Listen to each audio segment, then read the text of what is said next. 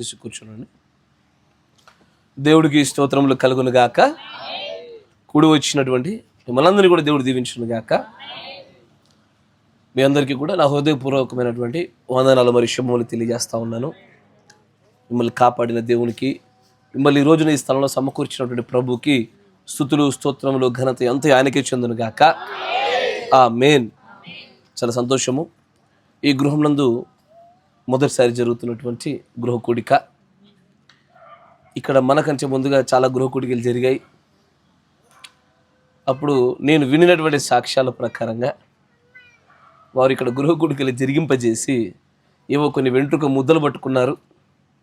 మనమైతే వాక్యమునందు జీవాన్ని పట్టుకుందాం. ఈ వెంట్రుకల ముద్దలతో, పిండి ముద్దలతో కదిలించబడే ప్రజలం కాదు మనము. వాక్యమునందు నిలిచి ఉండేటువంటి ఆ నిత్య జీవాన్ని మాత్రమే పట్టుకోవడానికి ఆశపడే ప్రజలమ్మ. Praise the Lord. హల్లెలూయా. దేవుడికి స్తోత్రములు కలుగును గాక. సమయాన్ని దృష్టిలో ఉంచుకు ముందుకు వేగంగా సాగిపోయే ప్రయత్నం చేద్దాం. పరిశుద్ధ గ్రంథాన్ని తెరిచి మొదటి రాజుల గ్రంథము 11వ అధ్యాయము. మొదటి రాజుల గ్రంథము 11వ అధ్యాయము.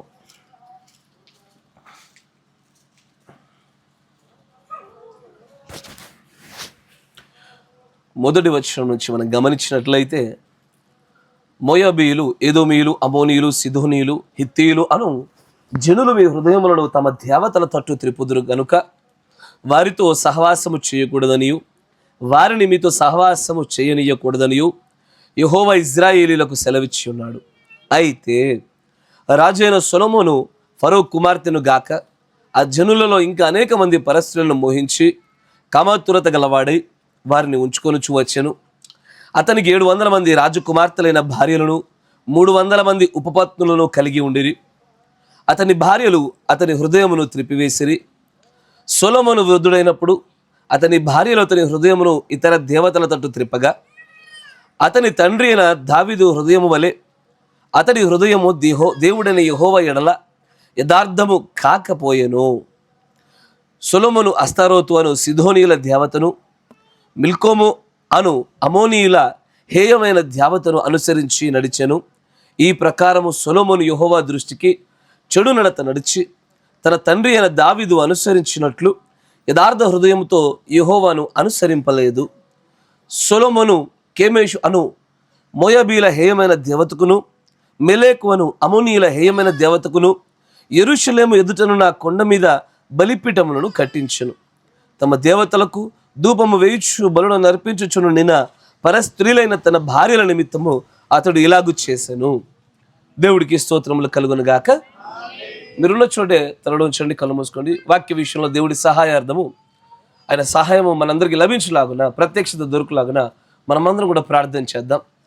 కనికరపూర్ణుడా, సర్వశక్తి సంపన్నుడా, వాక్యమయున్న దేవా, ఏకైక అనువాద కూడా మా మధ్యవర్తి, మీకు స్తుతులు స్తోత్రాలు చెల్లిస్తూ ఉన్నాము. మాకు ఏదైనా మంచి కలుగుతున్నదంటే, ఏదైనా ఒక ఆశీర్వాదం మాదవుతున్నదంటే అది కేవలం నీ యొద్ద నుంచి మాత్రమే రావాల్సినదై ఉన్నది నాయన. ఆ యొక్క పరిపూర్ణమైన ప్రత్యక్షత అయినా కూడా నీ యొద్ద నుంచి మాత్రమే దిగి రావాల్సినదై ఉన్నది నాయన. మనుష్యుల గుండా ఏది పొందుకొనటం వలన మాలో కొద్దిపాటి సమయం వరకు భావోద్వేగము కలుగుతుంది, కానీ నీ యొద్ద నుండి వచ్చేటువంటి ఆ బలమైన ప్రత్యక్షత వలన మా హృదయాలలోనికి ఈ వాక్యాలు నీ వలననే నేరుగా చొప్పించబడటం వలన మా జీవితంలో మార్పు కలుగును గనుక, మాలో జీవం ఉత్పత్తగును గనుక దయచేసి ఈ సమయంలో మేమందరము కూడా ఏకాభిప్రాయం చేత, ఏకాత్మ చేత మేమందరము కూడా ప్రభా కలిసి ప్రార్థిస్తూ ఉన్నాము. నీ పరిశుద్ధాత్మ యొక్క ప్రత్యక్షతను మా మధ్యలో మీరు కుమ్మరింపజేయండి. ఈ మాటలు ప్రతి ఒక్కరి హృదయాలలోనికి ప్రభా అవి నిజంగానే క్షిప్తమగులాగన, అవి క్రియేట్ చేయబడి తగిన కాలములో ఫలములు ఇచ్చులాగిన సహాయం దయచేయండి. సర్వశక్తి సంపన్నుడా, నీవు లేకుండా మేమేమీ చేయలేం ప్రభా. నువ్వు మాట్లాడకుండా ఏ మాట అయినను కూడా ప్రభా అది ఈ లోకంలో ఉండే వ్యర్థమైన మాటగానే ఎంచబడును, కానీ నాయన అది ఫలమిచ్చేటువంటి విత్తనంగా అది ఎన్నటికి ఉంచబడదు నాయన. కానీ పలుకబడిన మాట ఏ మూల విత్తనం అనబడినటువంటి ఈ కాలంలో మేము ఉంటుండగా ఆ విత్తనాలు మాలో వృద్ధి చెందులాగిన సహాయం దయచేయండి. ప్రతి ఒక్కరితో కూడా మీరు మాట్లాడండి నాయన. నాకు కావలసినటువంటి ఆ ప్రత్యక్షతను ఏదైతే మీరు అనుగ్రహించున్నారో వాటన్నిటిని ఎదుట పెట్టుటకై బోధింపదగిన ఆత్మను, గ్రహింపు శక్తిని మా మధ్యలో మీరు కుమ్మరింపజేసి నాయన నిజంగానే ఈ కూడిక ఏర్పాటు చేసుకుని ఈ కుటుంబానికి కూడా కావలసినటువంటి ఆశీర్వాదాలు మీరు అనుగ్రహించమని ప్రార్థిస్తాం.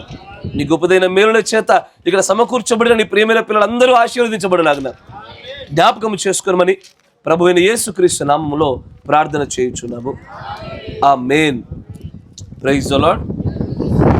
దేవుడికి స్తోత్రములు కలుగును గాక. ఆమేన్. చాలా సంతోషము. చదవబడినటువంటి లేఖన భాగాన్ని మనం ఒకసారి గమనించినట్లయితే ఇక్కడ మొదటి రాజుల గ్రంథము 11వ అధ్యాయంలో కొంత భాగాన్ని మనం గమనించాం. ఇక్కడ రాజు అయినటువంటి సొలొమోను గురించి దేవుడు తన పరిశుద్ధ గ్రంథంలో ఆయన గ్రంథంలో రచించబడినటువంటి కొన్ని విషయాలు మాట్లాడుతూ ఉన్నాడు. అక్కడ ప్రారంభంలో చూస్తే కొంతమంది రాజ్యాలను గురించి రాశాడు. అది హిత్తీయులేమి, వివిధ రకాల రాజ్య ప్రజలను గురించి మాట్లాడుతూ, ఇదిగో ఇలాంటి ప్రజల యొక్క అన్యమత ఆచారాల వైపుగా మీరు నడవకూడదు అని దేవుడు స్పష్టంగా ఇజ్రాయేలులకు సెలవిచ్చినటువంటి మాట పొందుపరచబడి ఉన్నది అక్కడ. అయితే సొలొమోను గారి యొక్క జీవితాన్ని మనం ఒకసారి గమనించినట్లయితే తన జీవిత ప్రారంభం అనేది చాలా గొప్పగా జరిగింది. బాల్య వయసులోనే, చాలా చిన్న వయసులోనే దేవుడిని ఆరాధించుచున్నటువంటి ఆయన, ప్రైజ్ ద లార్డ్, అందరూ ఆత్మపూర్ణులై ఉండండి. చాలా సంతోషము. నా స్వరం మీకు వినబడితే చాలు. ఇక్కడ సొలొమోను గారి యొక్క జీవితాన్ని మనం గమనించినట్లయితే తన ప్రారంభం ఎంత బలమైనదంటే, సొలొమోను గారి యొక్క జీవితాన్ని నెమ్మదిగా మీరు పరిశీలన చేస్తే 7 సంఘ కాలములలో దేవుడి శక్తి ప్రజల గుండా ప్రయాణం చేసిన విధానమే కనబడతా ఉంటుంది. అది ఎలాగైతే మొట్టమొదటిగా 7 సంఘ కాలాల యొక్క పరిచయం మనం గమనించినట్లయితే దానిలో మనం చూడగా మొట్టమొదటిగా సింహం యొక్క పరిచర్య కనబడతా ఉంటుంది. సింహము పరిచర్య అనగా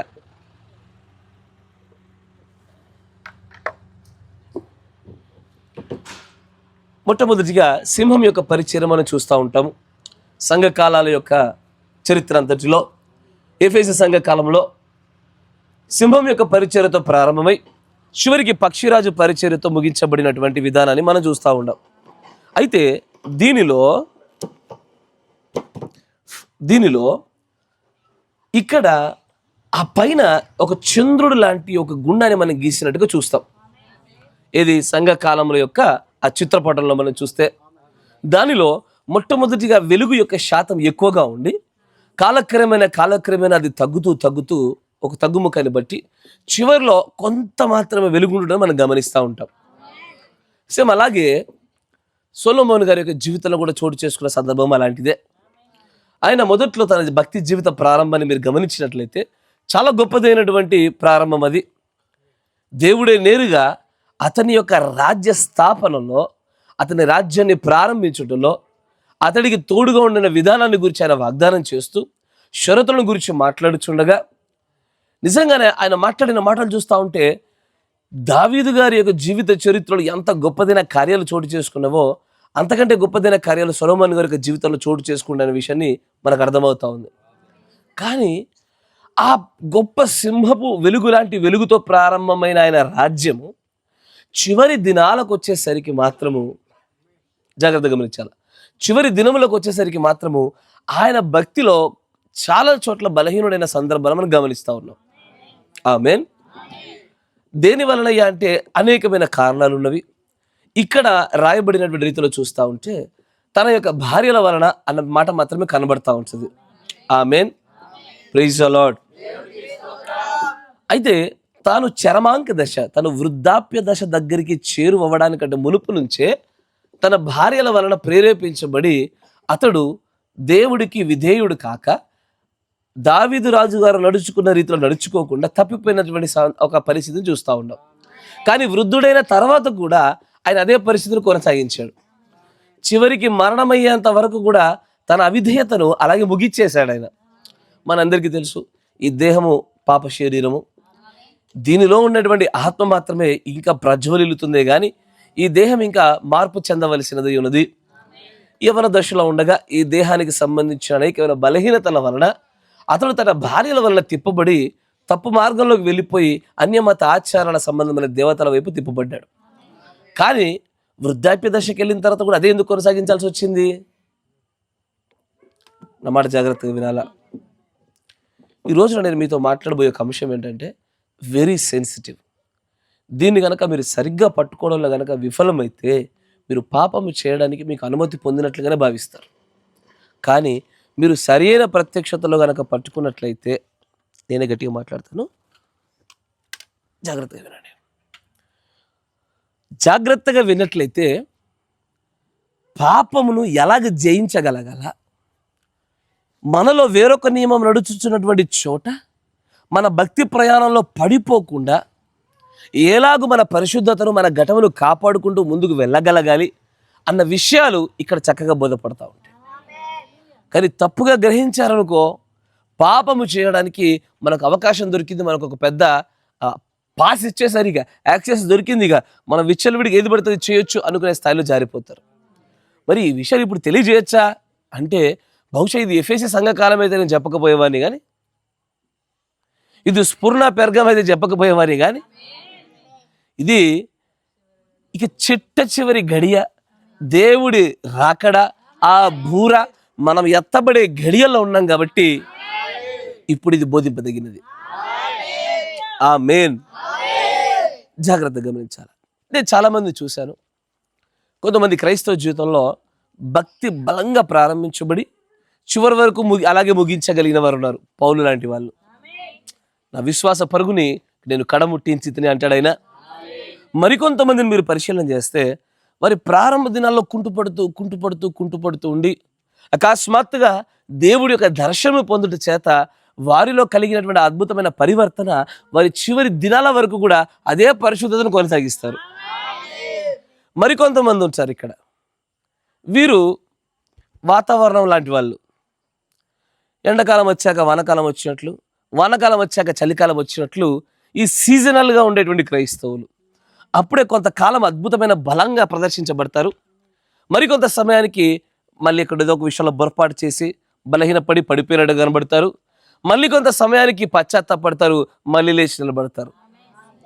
ఇది సీజనల్ క్రిస్టియానిటీ. అంటే ఇది వాతావరణ పరిస్థితులకు అనుగుణంగా సాగినట్టుగానే కొంత బలము, కొంత బలహీనత, కొంత పశ్చాత్తాపము. ఇది ఒకసారి అలా నిలబడిపోదు, ఇది కంటిన్యూస్ ప్రాసెస్ లాగా కొనసాగుతూనే ఉంటుంది. అది ఇది కొంతమంది. మరికొంతమంది మీరు చూస్తూ ఉంటే మధ్యలో దేవుని నమ్మినారు, దేవునిలోకి వచ్చారు, విశ్వసించారు, జీవితాలు మార్చుకుంటామని నిబంధనలు చేసుకున్నారు. మరికొంత కాలం తర్వాత పడిపోయారు, దేవుడికి దూరంగా జరిగారు. కొంతకాలం ఉంటారు దూరంగా, కానీ మళ్ళీ వెంటనే దేవుడికి హక్కులో చేర్చుకోబడతారు. తప్పిపోయిన కుమారుడు కదా చేర్చుకోబడ్డట్టుగానే చాలామంది తప్పిపోయిన కుమారుడిని గురించి చాలా ఆలోచిస్తూ ఉంటారు కదా. ఆ కుమారుడులో మనల్ని మనం చూసుకుంటూ ఉంటాము. కరెక్టేనా? ప్రతి ఒక్కరు కూడా ఆ తప్పిపోయిన కుమారుని ఇప్పుడు పాడారుగా మీరే, తప్పిపోయిన కుమారుని నేనైతే నా కొరకే నిరీక్షించే. కానీ తప్పిపోయిన కుమారుడు కూడా దేవుడు ఒక అవకాశాన్ని ఇచ్చాడు. ఒకసారి ఇంటికి వచ్చాక మళ్ళీ తప్పు చేయడు వాడిగా. కరెక్టేనా? ఇలా భిన్నమైనటువంటి ధోరణులు కలిగిన క్రైస్తవ జీవిత శైలి చూస్తూ ఉన్నాం మనం. కానీ సొలొమోనుది చాలా విచిత్రమయ్యా. ప్రారంభ దినాల్లో కనబడిన భక్తి అంత శక్తివంతమైందంటే ఎవ్వరు కూడా రాజులలో ఆయన లాంటి జ్ఞానం కలిగిన వాడుగా ఎవరు కనబల్లా. ఆయన రాజ్యంలో ఆయన పరిపాలించుచుండగా అంతటి సమాధానకరమైన పరిపాలన వేరే రాజ్యాలతో యుద్ధాల యొక్క సంఖ్య కూడా చాలా తక్కువ. It's very name sake. అసలు ఏనాడు ఎక్కడ కూడా యుద్ధం కూడా కనబల్లా. అంత చక్కటి సమాధానకరమైన పరిస్థితులు ఉన్నాయి. ధనమా లోటు లేనిది, జ్ఞానమా లోటు లేనిది, యుద్ధాల ఎక్కడ కనబడతలేదు, వైభవాల చాలా ఎక్కువైపోయాయి, ప్రపంచంలో కీర్తి చాలా ఎక్కువ కనబడుతుంది. ఇంతటి చక్కటి సమాధానకరమైన పరిస్థితుల్లో ఆయన కొన్ని మిస్టేక్స్ చేశాడు. ఆయన చేసిన తప్పిదాలు ఏంటంటే, ఆయన ఒకరికంటే ఎక్కువగా భార్యలను కలిగి ఉండడంలో కానీ, అన్య మతాల్లో నుంచి తనకంటూ కొంతమంది భార్యలను తెచ్చుకోవడంలో విఫలుడయ్యాడు. చేయకూడదని ఆజ్ఞాపించబడిన చోట చేశాడు ఆయన. ఇదిగో ఇలాగ చేయడం వల్ల అక్కడ దేవుని యొక్క లేఖన రాస్తా ఉంటాడు, ఆయన చెప్తా ఉంటుంది ఇలాగన, ఇదిగో ఈయన దావీదు రాజులాగా నీతి న్యాయములు కలిగి యెహోవా ఎదుట యథార్థంగా నడుచుకున్నటువంటి వాడిగా లేకపోయాడు ఆయన. మై సింగిల్ క్వశ్చన్ ఏంటంటే, ఇంతకైనా చనిపోయేలోకి ఇంతకీ మార్చబడ్డాడా, అట్టగే చనిపోయాడా? అయ్యా, నాకు మీ మొహాలు కనబడవచ్చు, మీ స్వరాలు కనబడతాయి, చెప్పొచ్చు. మీ ఆలోచన. ఎందుకంటే మనకి యెహెజ్కేలు గ్రంథంలో ఒక గొప్ప నియమం ఉంటుంది. ఏమని?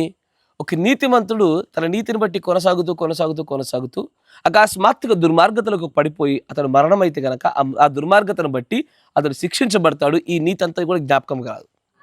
కానీ ఒక దుర్మార్గుడు దుర్మార్గం చేస్తూ అతడు గనక అకస్మాత్తుగా మారు మనస్సు పొంది ప్రభు యొక్క నామంలో రక్షించబడినట్లయితే తన పూర్వపు దుర్మార్గత జ్ఞాపకం చేయబడక ఈ నీతిని బట్టి రక్షించబడతాడు. ఆమేన్. ఇప్పుడు నేను ఎప్పుడు ఒక ఆలోచన కలిగి ఉంటా, మనము చనిపోయే గడియ కూడా భక్తిలో బలంగా ఉండి పాపములన్నీ కడగబడినవనేటువంటి విశ్వాసంలో ఉంటూ ఏ పాపపూరితమైన ఆలోచనలు కూడా హృదయంలో లేని స్థితిలో బహుశా మన మరణము మన ఎత్తబడి వస్తే బాగుంటుంది. Everybody has their own up and downs. ప్రతి ఒక్కరి జీవితాల్లో ఎత్తైనవి, బలహీనమైనవి, భక్తిలో బలమైనవి, బలహీనమై ఉంటుంది. అయితే మీరు ఇప్పటి వరకు ఏ మనుష్యుని ఎదుట కూడా దోషము మోపబడకుండా ఉండేంత భక్తిలో మీరు సాగినా అనుకోకుండా ఏదో ఒకటో రెండో దినాలు మాత్రం బలహీనంగా ఉండేటువంటి స్థాయిలోకి పడిపోయినప్పుడు, ఒకవేళ అప్పుడే గనక ఎత్తబాటు జరిగితే గనక మీ అంతకంటే ఎక్కువగా బాధపడే ప్రజలు ఎవరు ఉండరు ఇక. కానీ నేను మాట చెప్పనా, ఇప్పుడు మీరు ఎదురు తిరుగుతున్నారో, బహుశా దేవుళ్ళు ఇంకా బలంగా నిలబడలేదేమో, కానీ ఒక దినాన మీరు చక్కదైన బలమైన స్థితిగతుల్లోకి నిలబడినటువంటి కొద్ది దినాల్లోనే అప్పుడే నీ మరణం జరిగినా, అప్పుడే ఎత్తబడి జరిగితే నీకంటే ధనుడు ఎవరు లేరు ఇక. అందుకే ఆ దినము దొంగ వలె రావడం జరుగుతుంది. దొంగ నువ్వు ప్రిపేర్డ్గా ఉన్నావా లేదా చూడు. ఆయన ఏది చూడు, చెప్ప పెట్టకుండా అకస్మాత్తుగా వచ్చేస్తాడు. ఆమేన్. దొంగ వచ్చే సమయంలో నీ స్థితిగతులు ఏవి చూడకుండా తను ఎలాగో దొంగతనం చేసుకొని వెళ్ళిపోతాడో, ప్రభు మనల్ని తీసుకొని పోయేటువంటి రాకడ కూడా అలాంటిదే. మనం ఎలా ఉన్నామా అనేటువంటి విషయాన్ని గురించి చూడైనా తాను నిర్ణయించిన సమయం కొలది మాత్రమే చూసి ముందుకు వస్తాడు. అందుకే ఇక్కడే మత్తయి సువార్త 25లో ఆయన రాస్తాడు, మీరు అయ్యా నిద్రపోకూడదు అంటాడు ఆయన. సార్ ఏ నిద్ర? ఆత్మ సంబంధమైన నిద్ర కనుక పట్టిందనుకో, లేదు ప్రభు ఇప్పటిదాకా మెలకువగా ఉన్నా, ఇన్ని సంవత్సరాలు ఊట కట్టుకొని మరి నేను పరిశుద్ధతలో గట్టిగా నిలబడగలిగానయ్యా, కానీ ఈ 2 దినాలు అయితే జారిపోయాను, ఈ 2 దినాల నుంచి నిద్రపోయాను, అయినా సరే బుద్ధిని కన్యకని ఇస్తాడు ఆయన. ఇది చాలా ప్రమాదకరమైన స్థాయి. కానీ సొలొమోను మీరు గమనించినట్లయితే ఆయన జీవితంలో 2 వేరు భాగాలుగా కనబడతా ఉంటుంది. ఒకటి బలమైన భాగము, శక్తి తగ్గుతూ రావడము. రెండో భాగము ఆ శక్తి కాస్త పూర్తి నిర్వీర్యం చేయబడమే భాగాలు చూస్తాం మనం. కరెక్టేనా? ఇలాంటి వాళ్ళని ఏమంటారో విషయం మనం గమనించాలి. అయ్యా నా మాట వింటున్నారా? ఇప్పుడు నేను మీకు కొన్ని ఉదాహరణలు చెప్పాను.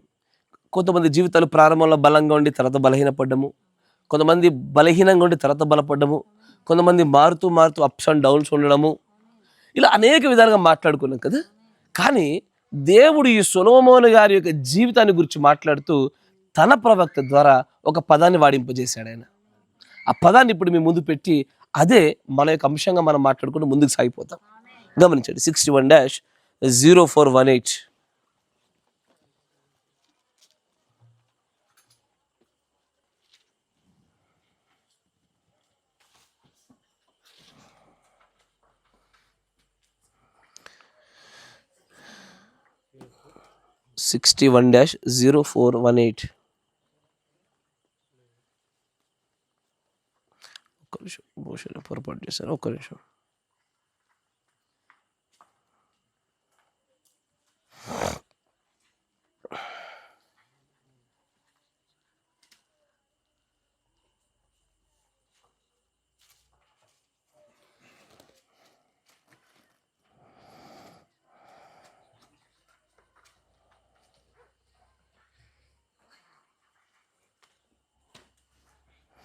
(63-1214) 63-1214 దాంట్లో 65 పేరా, వై లిటిల్ బెత్లెహేమ్, ఎందుకని ఆ చిన్న బెత్లెహేము, వెల్, మంచిది. ఇక్కడ అదే విషయానికి సారూప్యమైన విషయం మరొకటి ఉన్నది. దావీదు యొక్క సహజమైనటువంటి విత్తనము సొలొమోను.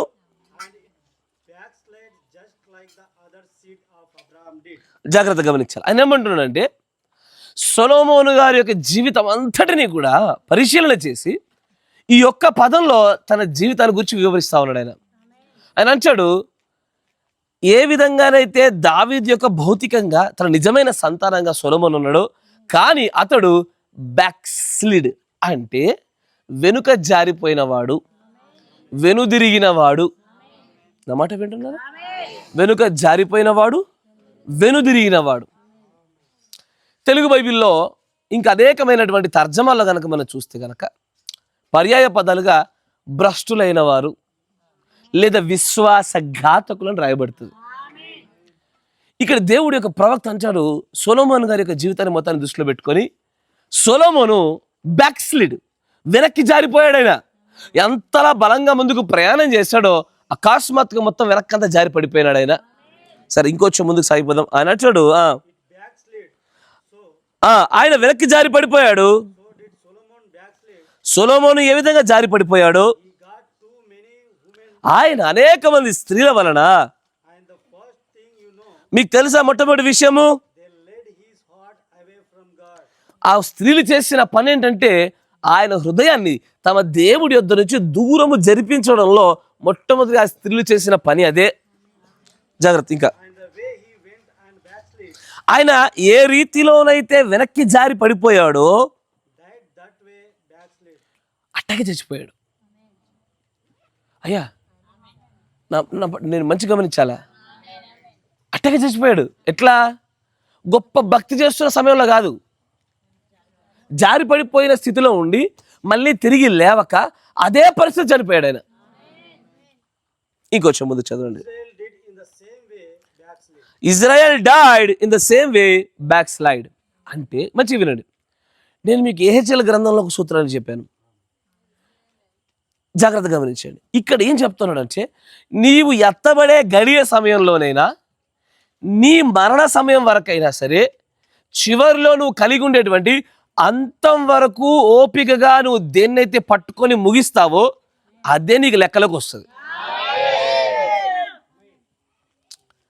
కానీ ఇప్పుడు ఇక్కడ ఒక వ్యక్తిని గురించి మాట్లాడుతూ ఆయన అంటాడు, తాను భక్తిలో చాలా బలమైన ప్రదర్శనతో ముందుకు ప్రారంభించినప్పటికీ కూడా వెనక్కి జారి పడిపోయాడు.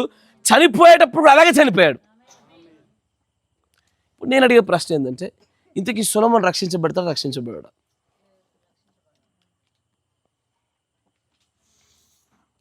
అయ్యా, గట్టిగా మీరు బలంగా తీర్పు తీర్చాలి. ఎందుకంటే మీరు బలహీనంగా ఉన్నటువంటి మరుసటి క్షణమే మీకు ఏదైనా ప్రమాదం జరిగితే మీకు కూడా తీర్పు ఉండాలి. మరి మీ దాకా అబ్బా, ప్రైజ్ ది లార్డ్.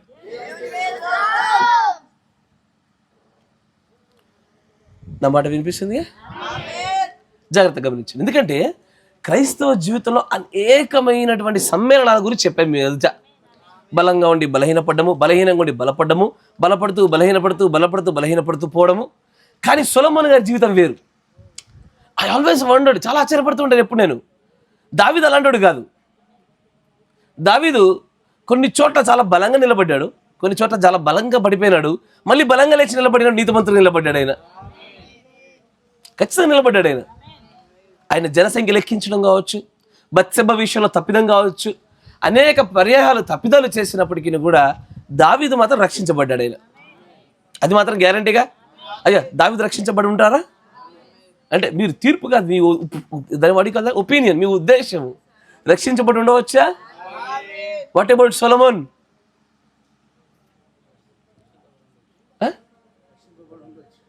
రక్షింపబడి ఉండవచ్చా? ఇక ఇంకేది, మీరు పాపానికి మీకు మంచి పాస్ దొరికినట్టే. అంతేగా, పాపానికి పాస్ దొరికినట్టే.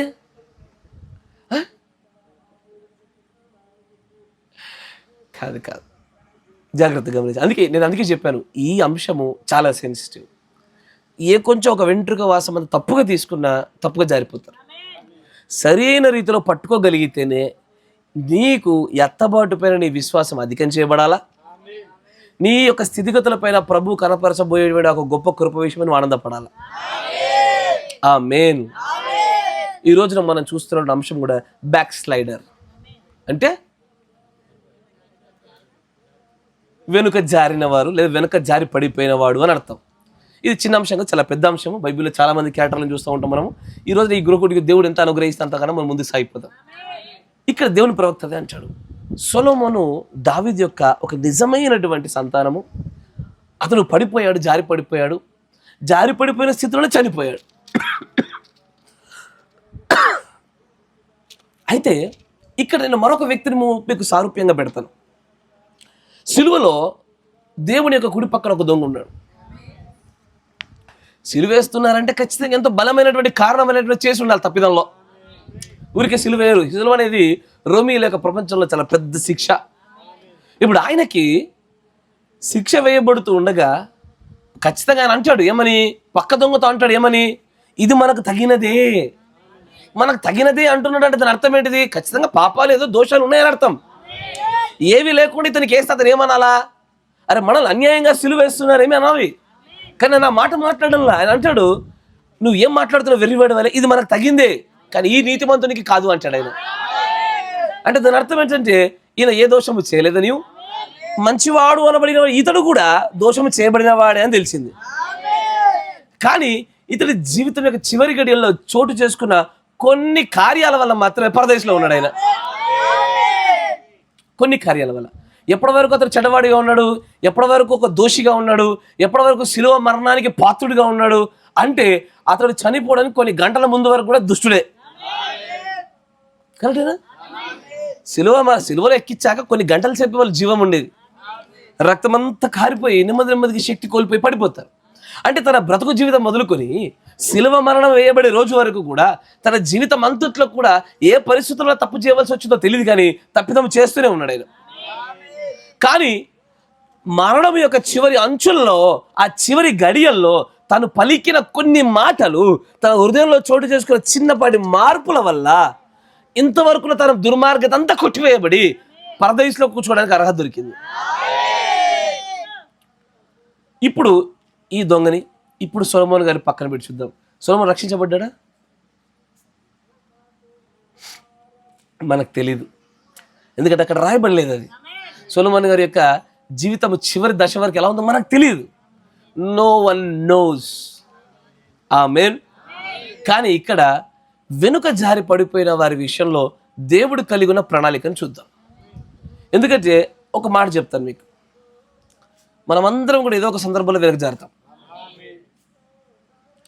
ఏదో ఒక విషయంలో, బహుశా అది చిన్నదా పెద్దదా మరింత పెద్దదా అన్న విషయాలు పక్కన పెడితే, ఏ విషయంలోనైనా సరే నేను జారలేదు బ్రదర్ అన్న వ్యక్తులు కనబడితే ఆశ్చర్యం. ఈ రోజున ఏదో ఒక విషయంలో జారి పడిపోతాం. నేను ఇంక్లూడింగ్ దేవుని యొక్క సేవకుల గురించి కూడా మాట్లాడుతూ ఉన్నాను. మనుషులందరూ ఏదో ఒక విషయంలో జారి పడిపోతూ ఉన్నారు.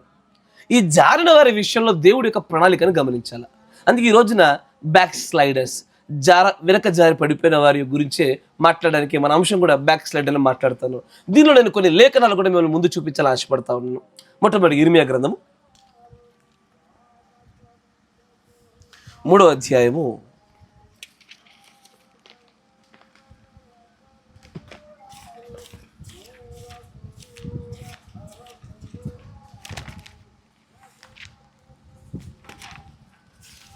3వ అధ్యాయము 22వ వచనాన్ని చూద్దాం. భ్రష్టులైన బిడ్డలారా జాగ్రత్త. ఇంగ్లీష్లో ఏమంటారు తెలుసా? Return ye backsliding children. అన్నమాట వింటున్నారా? ఇప్పుడు ఏ పదాన్ని అయితే ప్రవక్త గారు మాట్లాడి ఉన్నారో ఆ పదాన్ని తన పరిశుద్ధ గ్రంథంలో తన ప్రియులతో దేవుడు అనేక మార్లు దాన్ని ప్రస్తావించాడు ఆయన. ఓ వెనక్కి జారి పడిపోయిన ప్రజలారా, ఓ భ్రష్టులైన వారా, ఓ విశ్వాసఘాతకులారా, లేదా బలహీనులైన వారా అంటూ పిలుస్తూ ఆయన అన్నాడు return ye backsliding children and I will heal your backslidings. జాగ్రత్త వినండి. ఇక్కడ ఆయన ఏం మాట్లాడుతున్నాడు విన్నారా? ఈ తెలుగు బైబిల్లో మీకు దాని తర్జమాలో మాత్రం కొన్ని పొరపాట్లు కనబడతాయి. తెలుగు చూడండి అంటాడు, భ్రష్టులైన బిడ్డలారా తిరిగి రండి, మీ అవిశ్వాసమును నేను బాగు చేసేదను. తెలుగులో కూడా మీకు చూపించాలని ప్రయత్నం చేస్తే కనుక, ఒక మనిషి వెనక్కి జారి పడిపోయేటువంటి సందర్భమే అవిశ్వాసం వల్ల. అవిశ్వాసమే పెద్ద పాపము. ఒక విషయంలో నేను బలంగా ఉండలేకపోయాను, నిలబడలేకపోయాను, ఒక విషయాన్ని అధిగమించలేకపోతా ఉన్నానంటే అవిశ్వాసమే దానికి ప్రధానమైన కారణం. కానీ ఇంగ్లీష్లో మీరు చూస్తే, ఓ వెనక్కి జారి పడిపోయిన ప్రజలారా నా యొద్దకు వస్తే మీ వెనక్కి జారి పోవడాన్ని బాగు చేస్తానంటున్నాడు ఆయన. నా మాట వింటున్నారా? అది ఎలాంటి భరోసా తెలుసా? నేను చాలామంది కొన్ని మాటలు అంటుంటే వింటాను నేను ఎప్పుడు కూడా, బ్రదర్ ఈ బలహీనతను జయించలేకపోతా ఉన్నా బ్రదర్. ఎందుకు జయించలేకపోతున్నావు? ఈ మాటలు అనకుండా ఉండలేకపోతున్నావు బ్రదర్. ఎందుకు ఉండలేకపోతున్నావు? ఈ ప్రత్యేకమైన సందర్భాల్లో నా కోపం కట్టలు తెంచుకోవాల్సి వస్తుంది బ్రదర్. ఎందుకు దాన్ని కంట్రోల్ చేయలేకపోతున్నావు? ఎక్కడైతే దైవ సంబంధమైన లేఖనాల వలన నీ ప్రవర్తన ముందుకు సాగాలో దాన్ని జయించలేకపోతున్నావు అంటే నీకు జయించుటకు దేవుడు ఏర్పాటు చేసిన మార్గం తెలియక. ఒకసారి మన అందరూ పరిశీలన చేసుకుంటే ఏదో ఒక బలహీనత, అది మాట రూపేనా, గర్వం రూపేనా, డబ్బు రూపేనా, ఏ రూపేనా తెప్పడానికి వీల్లేదు. కానీ ఒక్కొక్కరికి ఒక్కొక్క రూపంలో మరలా జయించడానికి వీలు లేకుండా ఒక పాపం చంపుతూ ఉంటుంది మనల్ని. ఎప్పుడు చంపుతూ ఉన్నది అదొక్కటే మిగిలిన మన భక్తి అంతటి నిర్వీర్యం చేస్తూ మన వెనక్కి జారపడేటట్టు చేస్తూ ఉన్నది. దేవుడు అదే అంటున్నాడు, ఆయన నీవు నా వద్దకు తిరిగి వస్తే నువ్వు ఏ విషయంలో అయితే జారి పడిపోయావో ఆ జారి పడిపోవుటను బాగు చేసేది నేనే అంటున్నాడు ఆయన. ఆ వాగ్దానము మామూలు వాగ్దానం కాదు. అయ్యా నేను మందు చూస్తే ఉండలేకపోతున్నానయ్యా, మా పాత దోస్తు గలవాడు వచ్చి రారా అని చెప్పేసి ముంగడ పెగ్గు పోస్తే నేను ఆపుకోలేకపోతున్నానయ్యా. నువ్వు దేవుని దగ్గరికి తిరిగి వెళ్ళలేదు, అందుకే ఆపుకోలేకపోయావు. కాదయ్యా నాకు ఒక పలానా బలహీనత ఉన్నది, నేను చేయకుండా ఉండలేకపోతున్నానయ్యా అంటే నాకు అదే ఆశ్చర్యం కలుగుతుంది. ఈ యొక్క మాట చెప్పి ఎన్నిసార్లు మనం తప్పించుకుంటాం ఈ జీవితంలో?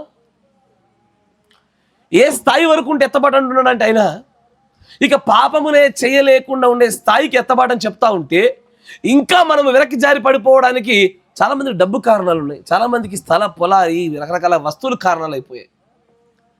కానీ దేవుడు ఒక గొప్ప వాగ్దానం చేశాడు, ఏ విషయంలోనైతే నువ్వు జారి పడిపోతున్నావో ఆ జారి పడిపోవటం నాకు అప్పగించి నా యుద్ధకు తిరిగితే దాన్ని బాగు చేసేవాడిని నేనే. ఏ మనిషి చేయలేడు, ఏ మనిషి చేయలేడు. మనుషులు సమాచారాన్ని ఇస్తారు, మాటలు తెలియజేస్తారు, మనిషి నీకు తోడ్పాటుగా కొద్దిగా నీకు ఆదరణ కలిగి కొన్ని మాటలు చెప్తాడే కానీ ఆ వెనక్కి జారి పడిపోయే హృదయాన్ని రిపేర్ చేసేది మాత్రం దేవుడే. గొప్ప పాస్టర్ని పిలిపించుకొచ్చి ఈయనతో మాట్లాడిస్తే నా పిల్లోడు మారుతాడు అనుకునేవు, ఆయన మాటలు చెప్తాడు అంతే. కానీ అక్కడ ఆయన మాట చూడండి, ఆయన return ye backsliding children I will heal your. నేను మీ యొక్క రోగాలు బాగు చేస్తానని చెప్పలే, ఆయన నీ పాపాలు కడిగేస్తానని చెప్పలే. మీకు అక్కడ కాన్సెప్ట్ అర్థం కాదు సరిగ్గా. ఆయన ఏమంటాడంటే, ఇప్పుడు ఉదాహరణకి ఈ జాన్ గాడు వీడికి క్రికెట్ ఆడడం పిచ్చి అనుకోండి, వాడు క్రికెట్ ఆడుతుండగా పదే క్రికెట్ ఆడతాడు. వద్దురా నాన్న తప్పిదం చేస్తా ఉన్నావురా, నువ్వు పడిపోతావురా, మళ్ళీ నీకు దైవ సంబంధ ఆలోచనలు కలగవురా అన్న కూడా ఆడు ఏదో ఒక విధంగా తల్లిదండ్రులకు తెలియకుండా చెప్పపెట్టకుండా పోయి ఆడుతూ వస్తూ ఉన్నాడు, ఏదో ఒకటి చేస్తూ ఉన్నాడు. ఇట్లాగే ఈ పాపం ఏదైతే చేస్తూ ఉన్నాడో వీడి క్రియ వలన ఉత్పత్తి అయిన పాపాన్ని కడిగేస్తానని చెప్తలేడు ఆయన. ఆయన ఏమంటున్నాడంటే అసలు ఆ ఆట వైపుగా వాడి ఆలోచనలే రాకుండా చేస్తానంటున్నాడు ఆయన. ఒకటికి ఒక ఆలోచనల నియంత్రణ జరిగితే వాడికి విజయం ఎందుకు రాకుండా ఉంటుంది? మన ఆలోచనలే మన స్వకీయ దురాలోచనల వలననే ఈడవబడి చచ్చేది పాపంలో. కానీ అంచాడు, లేదు you have to work on your self more. నీ మీద నువ్వు బాగా వర్కౌట్ చేయాలా. ప్రభు నా నోట్లో వచ్చి బూతులు రాకుండా ఉండలేకపోతున్నాయి ప్రభు. నేను చాలామంది చెప్పిన, బ్రదర్ నేను భక్తులకు చాలా సంవత్సరాలు అయింది కానీ కోపం వస్తే బూతులు ఆగలేకపోతున్నాయి. నాకు ఎందుకు ఆగలేకపోతున్నా? దేనివల్ల ఆగలేకపోతున్నాయి?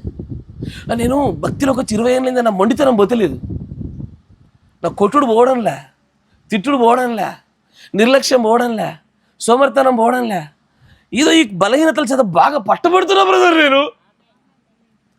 ఈరోజు నీకు ఇదే మార్గం చెప్పబోతా ఉండా. ఈ రోజుతో గనక నీ పాపాన్ని జయించుటకు కావాల్సిన శక్తి నువ్వు పొందుకోలేదనుకో, ఇక నువ్వు సొలొమోను బట్టిన గతి నీకు పడుతుంది. నువ్వు పోయేటప్పుడు సమాధి దగ్గర నీ దగ్గర మైకి పెడితే ఎట్టపోతా ఉండవు అంటే ఆ ఒక్క బలహీనతతో పోతుండా అంటవి. ఇక అంతే, ఇక నువ్వు మాట్లాడు, నీ ప్రాణం మాట్లాడుతుంది. సొలొమోనులా కాకుండా అంటే నేను చెప్తున్నా మీకు. ఎందుకంటే సొలొమోను భక్తి చాలా గొప్పది, మామూలు భక్తి కాదు. దేవుడు మందిరాన్ని కట్టిన భక్తి అది, సర్వస్వాన్ని అర్పించినటువంటి భక్తి అది. తనకంటూ ఏది ఒక పలానా ఒక వస్తువు నాకు కావాలి అని అనుకోకుండా నిస్వార్థంగా చేసిన భక్తి అది. కానీ చివరికి దేవుని ప్రవక్త ఆ మాట ఏంటుండే 63 తర్వాత మాట మళ్ళీ బ్రాకెట్లో అది. ఆయన అన్న మాట అంటాడు, హీ డైడ్ బ్యాక్ స్లైడింగ్, వెనుక జారి పడిపోయిన స్థితిలో చచ్చిపోయినాడు ఆయన. ఇప్పుడు కనుక రేపటి దినాన దేవుని దగ్గర నిలబడ్డప్పుడు, ఏం సొలొమోను గారు నీ సంగతి ఏంటంటే, అతడి పైన ఆ వెనక్క జారి పడిపోయిన పాపాలు వేలాడుతూ ఉంటాయి. దేవుడు గనక క్షమించకపోతే, అతడు చివరి గడియల్లో దేవుడు చెప్పిన రీతిలో గనక అతడు గనక క్షమించబడుటకు కావాల్సినటువంటి నిర్ణయాత్మకంగా కూడా పోకపోతే ఖచ్చితంగా అతడు నిలబడాల్సిందే. ఆమేన్. అందుకే మీ మీ ఎదుట ఎవరైనా బలహీన ఒక వ్యక్తి కనబడ్డాడు అనుకోండి, ఇంత బలహీనంగా ఉంటే పరలోక రాజ్యానికి ఏం వెళ్తారులే అని తీర్పు తెచ్చబాకండి. మరి మరణ చివరి గడియలు ఏం జరుగుతుందో మనకు తెలియదు. మన మరణ చివరి గడియ మనకేం జరుగుతుందో మనకు తెలియదు. అక్కడికి వెళ్ళే వరకు కూడా తెలియదు ఎవరు వస్తారు ఎవరు రారో. అందుకే ఏది ఊహించడానికి కూడా వీల్లేదు. అక్కడ ఆయన అంటాడు, జాగ్రత్తగా గమనించాడు తెలుగులో, భ్రష్టులైన బిడ్డలారా తిరిగి రండి, మీ అవిశ్వాసమును నేను బాగు చేసేదను, నీవే మా దేవుడైన యెహోవావు, నీ యొద్దకే మేము వచ్చుచున్నాము. నిశ్చయముగా కొండల మీద జరిగినది మోసకరము, పర్వతముల మీద చేసిన ఘోష నిష్ప్రయోజనము. నిశ్చయముగా మా దేవుడైన యెహోవా వలన ఇజ్రాయేలుకు రక్షణ కలుగును. అయినను మంచి వినాల, మా బాల్యము నుండి లజ్జాకరమైనటువంటి దేవత మా పితరుల కష్టార్జితమును, వారి గొర్రెలను, వారి పశువులను, వారి కుమారులను, వారి కుమార్తెలను మింగివేసి ఉన్నది. మీకు అర్థమవుతుందా? అంటే అక్కడ ఏం మాట్లాడదు తెలుసా, మా తాత వాళ్ళు మా నాన్న వాళ్ళు అప్పట్లో బాగా రిచ్, ఇప్పుడు మేమే ఇట్లా తయారైనాము. ఆ కేటగిరీ వల్ల మాటలు ఇవి మీరు వింటున్నారా? అంటే ఏదో మీ సమస్తాన్ని హరించేసి మింగేసింది. అది ఏదది? ఒక దేవత. ఏ దేవత? ఇప్పుడు వినలే ఈ దేవత గురించి? ఏ దేవత అయ్యా? అరే బైబిల్లో ఉన్న చదవడానికి భయపడతారు, సిగ్గుపడతారేమి? ఇంగ్లీష్లో ఆ దేవత పేరు చెప్తాం. For shame hath devoured the labour of our fathers from our youth, their flocks, their herds, their sons and their daughters. సిగ్గు మా యొక్క తల్లిదండ్రులు మాకు అనుగ్రహించే సమస్తాన్ని మొత్తం హరింపజేసి ఈ రోజున ఒకప్పుడు పెద్ద కోటీశ్వరుల కుటుంబం, కానీ ఈ రోజున మనంతా ఏనాటి కూడా ఆనాటి కుటుంబం. ఇది దేనికయ్యా అంటే దాని అర్థము ఏదో మన సంపదను హరించి వేసి తినేసింది. దేనివల్ల అంటే ఈ భ్రష్టత్వం వల్ల, వెనక్కి జారి పడిపోయేటువంటి స్థితిగతుల వల్ల. ఈ స్థితి ఉన్న చోట ఖచ్చితంగా సమస్తం హరించివేయబడటం చూస్తారు మీరు. దేవుడి యొక్క ఆశీర్వాదం ఉన్న చోట యోబుకు జరిగింది జరుగుద్ది. యోబుకి ఆత్మీయమైన పరీక్ష జరిగింది, ఆత్మీయమైన ఆశీర్వాదం జరిగింది. భౌతికమైన పరీక్ష జరిగింది, భౌతికమైన ఆశీర్వాదము జరిగింది. ఆయన రెండింటిని పొందుకున్నాడు. ఆయన ఆశీర్వాదం అలాగే ఉంటుంది, ఎస్ఆర్ను. కానీ రెండు ఉన్నప్పటికీ కూడా ఈ భూలోక సంబంధమైన విషయాలు పెంటగా ఎంచుకుంటారు వీళ్ళు. ఏది నిజంగా ఆశీర్వదించబడిన ప్రజలైతే రెండు ఉంటాయి, ఆత్మీయత ఉంటుంది, లోకం ఉంటుంది. కానీ లోక సంబంధమైన ఆశీర్వాదాలు పెంటగా ఎంచుకొని ఇదంతా వస్తే ఎంత పోతే ఎంత, వచ్చిన యెహోవా స్తోత్రం, రాకపోయినా యెహోవా స్తోత్రం అనుకుంటారు. ఇగో ఆ స్థాయిలోకి రాగలుగుతారు. ఇక్కడ దేవుడు అదే పాడుతా అంటాడు. చూడండి,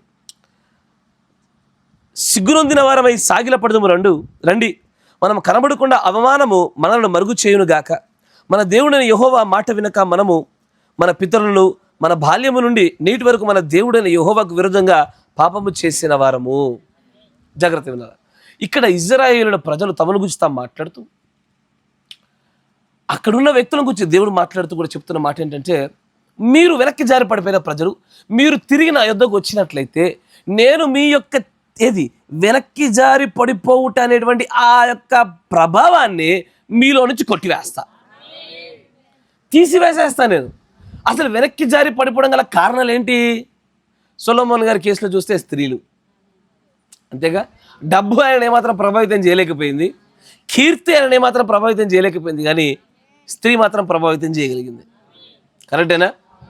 బైబిల్లో చాలా చోట్ల కూడా వెనక్కి జారి పడిపోయిన ప్రజల గురించి మాట్లాడుతూ వారు వెనక్కి జారి పడిపోవడం గల కారణాలు చెప్తున్నాడు ఆయన. దాని గుండా ఒకసారి మన జీవితాన్ని చూడాలని ఆశపడతా ఉన్నాను నేను. జాగ్రత్తగా గమనించండి, ముందుకు సాగిపోదాం.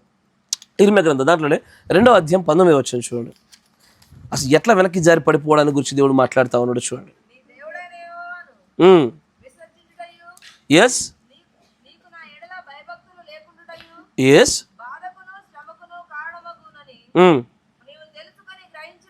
అయ్యా, బాధ, శ్రమ, ఈ రెండిటికి ప్రధానమైన కారణాలు ఇక్కడే చెప్పేశాడు. ఏంటేంటిది? దేవుణ్ణి విసర్జించడము, ఆయనంటే భయభక్తులు లేకుండా ఉండడము, ఇవే శ్రమకు బాధకు కారణమని తెలుసుకున్నట్లు. ఏది? నీ చెడుతనమే నిన్ను శిక్షించును.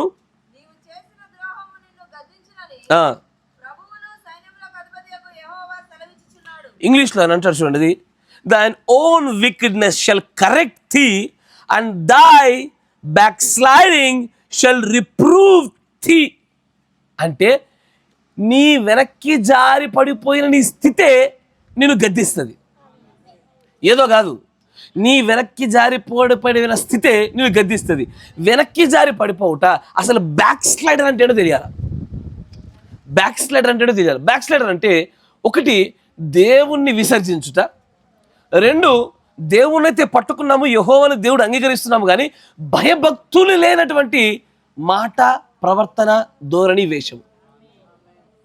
నా మాట వింటున్నారా? ఇప్పుడు ఆలోచన చేయండి.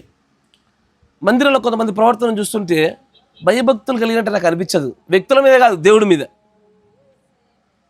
నేను వాస్తవమే చెప్తా ఉన్నాను. కొంతమంది తాగి మందిరాల్లోకి వస్తారు. నిజంగా యెహోవా యందు భయభక్తులే ఉంటే అలాంటి కార్యాలు జరగవు, చోటు చేసుకోరు.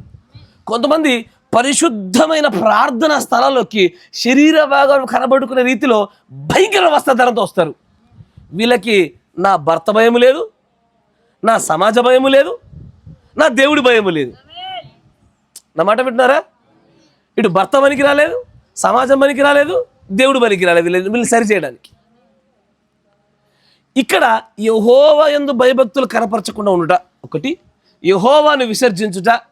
సొలొమోను దగ్గర చూస్తుంటే స్త్రీల బలహీనత, ఈ 3 ఒక వ్యక్తి వెనక్కి జారి పడిపోవడానికి కారణాలుగా మనం చూస్తూ ఉన్నాం. కరెక్టేనా? దీనిలో మొట్టమొదటి మేము ముందు పెడుతున్నా ఏంటంటే యెహోవాను విసర్జించుట. యెహోవాను విసర్జించుట అంటే ఏంటయ్యా?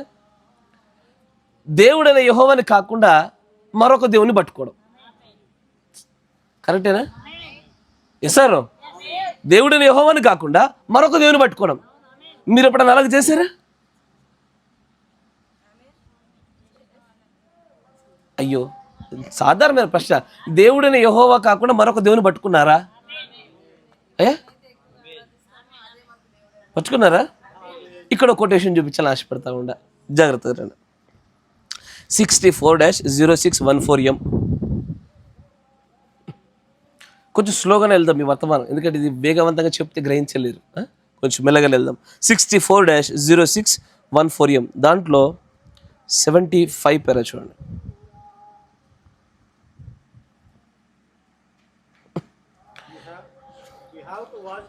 నీవు అక్షరాలను, పదాలను జాగ్రత్తగా గమనించాలా. కొన్నిసార్లు ఇంగ్లీష్లో మీరు చూస్తుంటే అది ద్వంద్వార్థాలని, 2 అర్థాలని కూడా ఇచ్చేదిగా ఉంటుంది ఇంగ్లీషు.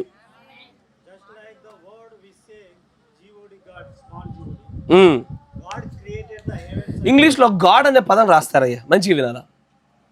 ఇప్పుడు యెహోవాని దేవుడు అంటున్నాము, అన్యమత ఆచారాలకు సంబంధించిన వారిని కూడా దేవుళ్ళే అంటున్నాం.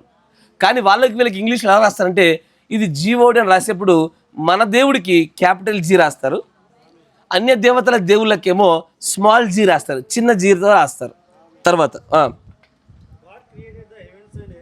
దేవుడు భూమి ఆకాశాలను సృజించనని ఆదికాండం మొదటి అధ్యాయం మొదటి వచనంలో మనం చూస్తూ ఉంటాము.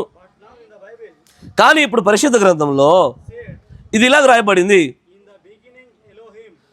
ప్రారంభం ఆదిలో ఎలోహీం అని రాయబడతా ఉంది. ఎలోహిం అంటే ద ఇంగ్లీష్ కాల్స్ స్మాల్ జీవోడి, చిన్న జీవోడితో రాస్తా ఉన్నాడు అంటా ఉన్నాడు ఆయన. కానీ అది నిజమైన ఎలోహిం కాదు. ఏదైతే క్యాపిటల్ జీతో రాయబడుతుందో అది మాత్రమే నిజమైన దేవుణ్ణి సూచించేటువంటి మాట. సరే, ఇది కొంచెం కన్ఫ్యూజన్ ఉంటుంది ఇక్కడ దాకా. దీని తర్వాత చూడండి అసలు ఉంటుందా. ఏదైనా సరే దేవుడిగా ఉండవచ్చు, ఏదైనా దేవుడిగా ఉండవచ్చు. ఇది అది చెప్పడానికి వీల్లేదు. ఏదైనా దేవుడు అవ్వచ్చు. మనకు ఒక మానవుడికి దేవుడు అంటే కేవలం యెహోవా మాత్రమే దేవుడు, యేసుక్రీస్తు దేవుడు అని అనుకుంటున్నారని క్రైస్తవులు అనుకుంటారు. కానీ ఇక్కడ చెప్పే మాటలను చూస్తుంటే మనకు ఏది దేవుడు అన్న విషయాన్ని మన క్రియలు, మన ప్రవర్తన నిర్వచన రూపంలో చూపిస్తూ ఉంటుంది. అక్కడ అంటారు చూడండి, అక్కడ వాక్య దేవునికి నీవు ఒక విగ్రహాన్ని చేసి దేవుడు అనవచ్చు. నీవు పియానో తెలుసా, పాటలు పాడుతున్న కీబోర్డ్ వాయిస్తావా, కీబోర్డ్ని కూడా దేవుడు చేయొచ్చు. కీబోర్డ్ అంటే దేవుడు చేస్తారయ్యా. దైవ సంబంధమైన పనులకు రాకుండా కీబోర్డు మీద సమయాన్ని గడిపి కీబోర్డుకి ప్రాధాన్యత ఇస్తే కీబోర్డే వాడి దేవుడు. అంతేనా? దేవుడి ఆజ్ఞలకు లోబడినట్లుగా చెయ్యక, నమాట జాగ్రత్త వినాల, దేవుడి ఆజ్ఞలకు లోబడినట్లుగా చెయ్యక, ఆయనను విసర్జించకుండా ఆయనను మాత్రమే పట్టుకోగలిగే స్థాయిలో ఉంచి దేవుడి భయభక్తులు కలిగి ఉండటకు కారణమగు రీతిలో కాకుండా నీ సమయాన్ని అంతటిని, నీ యొక్క భక్తిని, నీ ప్రాముఖ్యతను ఏదైతే తీసుకుంటుందో అది ఖచ్చితంగా నీ దేవుడే. అయ్యా, నేను చెప్పేది పలుకుబడిన మాటలను చెప్తున్నా. రేపటి దినాన్న నువ్వు తీర్పు సింహాసనం దగ్గర ఇదే వింటావు నువ్వు అన్నమాట. Anything can be God. నేను చెప్పనా, మీలో కొంతమందికి మీ వస్త్రధారణ దేవుడు, మీలో కొంతమందికి మీ పిల్లలు దేవుడు, మీలో కొంతమందికి మీ ఉద్యోగాలు దేవుడు, మీలో కొంతమందికి పనులు దేవుడు, మీ కుటుంబీకులు దేవుడు, ఇంట్లో శుభ్రతలు దేవుడు, వంటలు దేవుడు. బర్రె దేవుడు, మేకలు లేవు కదా, బర్రెల దేవుడు, పాల దేవుడు, ఫోన్ల దేవుడు, తిండి దేవుడు. God bless you. ఎందుకంటే తిండి తినడం కోసము క్రమాన్ని సైతం పక్కన పడేసి లేట్కి వెళ్ళడానికైనా ఇష్టపడతారు. నువ్వు ఏదో క్యాజువల్గా ఏముంది లేకపోతే పనుందని చెప్పేసి అక్కడ ఈ పక్క ఊరికి వెళ్ళి వచ్చాము, ఈ ఒక్కరోజు ప్రార్థన మిస్ అయితే ఏమైంది, ఏదో పనుందిలే కదని చెప్పి పక్కకి వెళ్ళి వచ్చామని చిన్న ఆలోచన కలిగి ఉంటున్నావు కదా. నీకు తెలీదు దీని విషయమై సింహాసనం ఇచ్చా నిన్ను వివరించమని చెప్పి అడుగుతాడు ఆయన. అక్కడ క్షమాపణ ఒప్పుబడవండి. ఆ కృపా సింహాసనం దాటిన తర్వాత క్షమించు ప్రభువా అన్న సమాధానం చిన్నది. ఆ రోజున నీ వివరణ కావాలా. ఏం చెప్తావు ఆ రోజున? నీకంటే నాకు మా ఇల్లు ఎక్కువైపోయింది, నా పొలం ఎక్కువైపోయింది, నా కారు ఎక్కువైపోయింది, నా బండ్లు ఎక్కువైపోయినాయి, నా బర్రె ఎక్కువైపోయింది.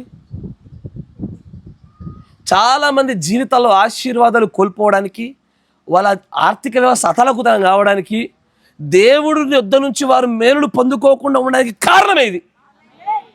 వారు దేవుని విసర్జించారు, వారు దేవుని ఎందుకు భయభక్తులు కలిగి ఉండలేకపోయారు. These are the backsliders. ఈ బ్యాక్ సైడ్ వెనక్కి జారి పడిపోయిన వీరి గురించి అంటున్నాడు, ఓ వెనక్కి జారి పడిపోయిన పిల్లలారా తిరిగి రండి, మీ వెనక్కి జారి పడిపోవడం నేను బాగు చేస్తాను అంటున్నాడు. Anything can be God. ఏదైనా దేవుడు అవ్వచ్చు. నువ్వు ఎక్కువ సమయాన్ని దేవుడి కంటే ఎక్కువ ప్రాధాన్యత దేనికి ఇస్తున్నావో అది నీకు ఎల్లవేళలా దేవుడే. కొన్ని మార్లు నీ గర్వమే నీ దేవుడు, నీకు నువ్వే దేవుడివి, నీ కడుపే నీ దేవుడు. దేవుడి ప్రార్థన ఎనీథింగ్ కెన్ బి గాడ్. ఏదైనా దేవుడు అవ్వచ్చు.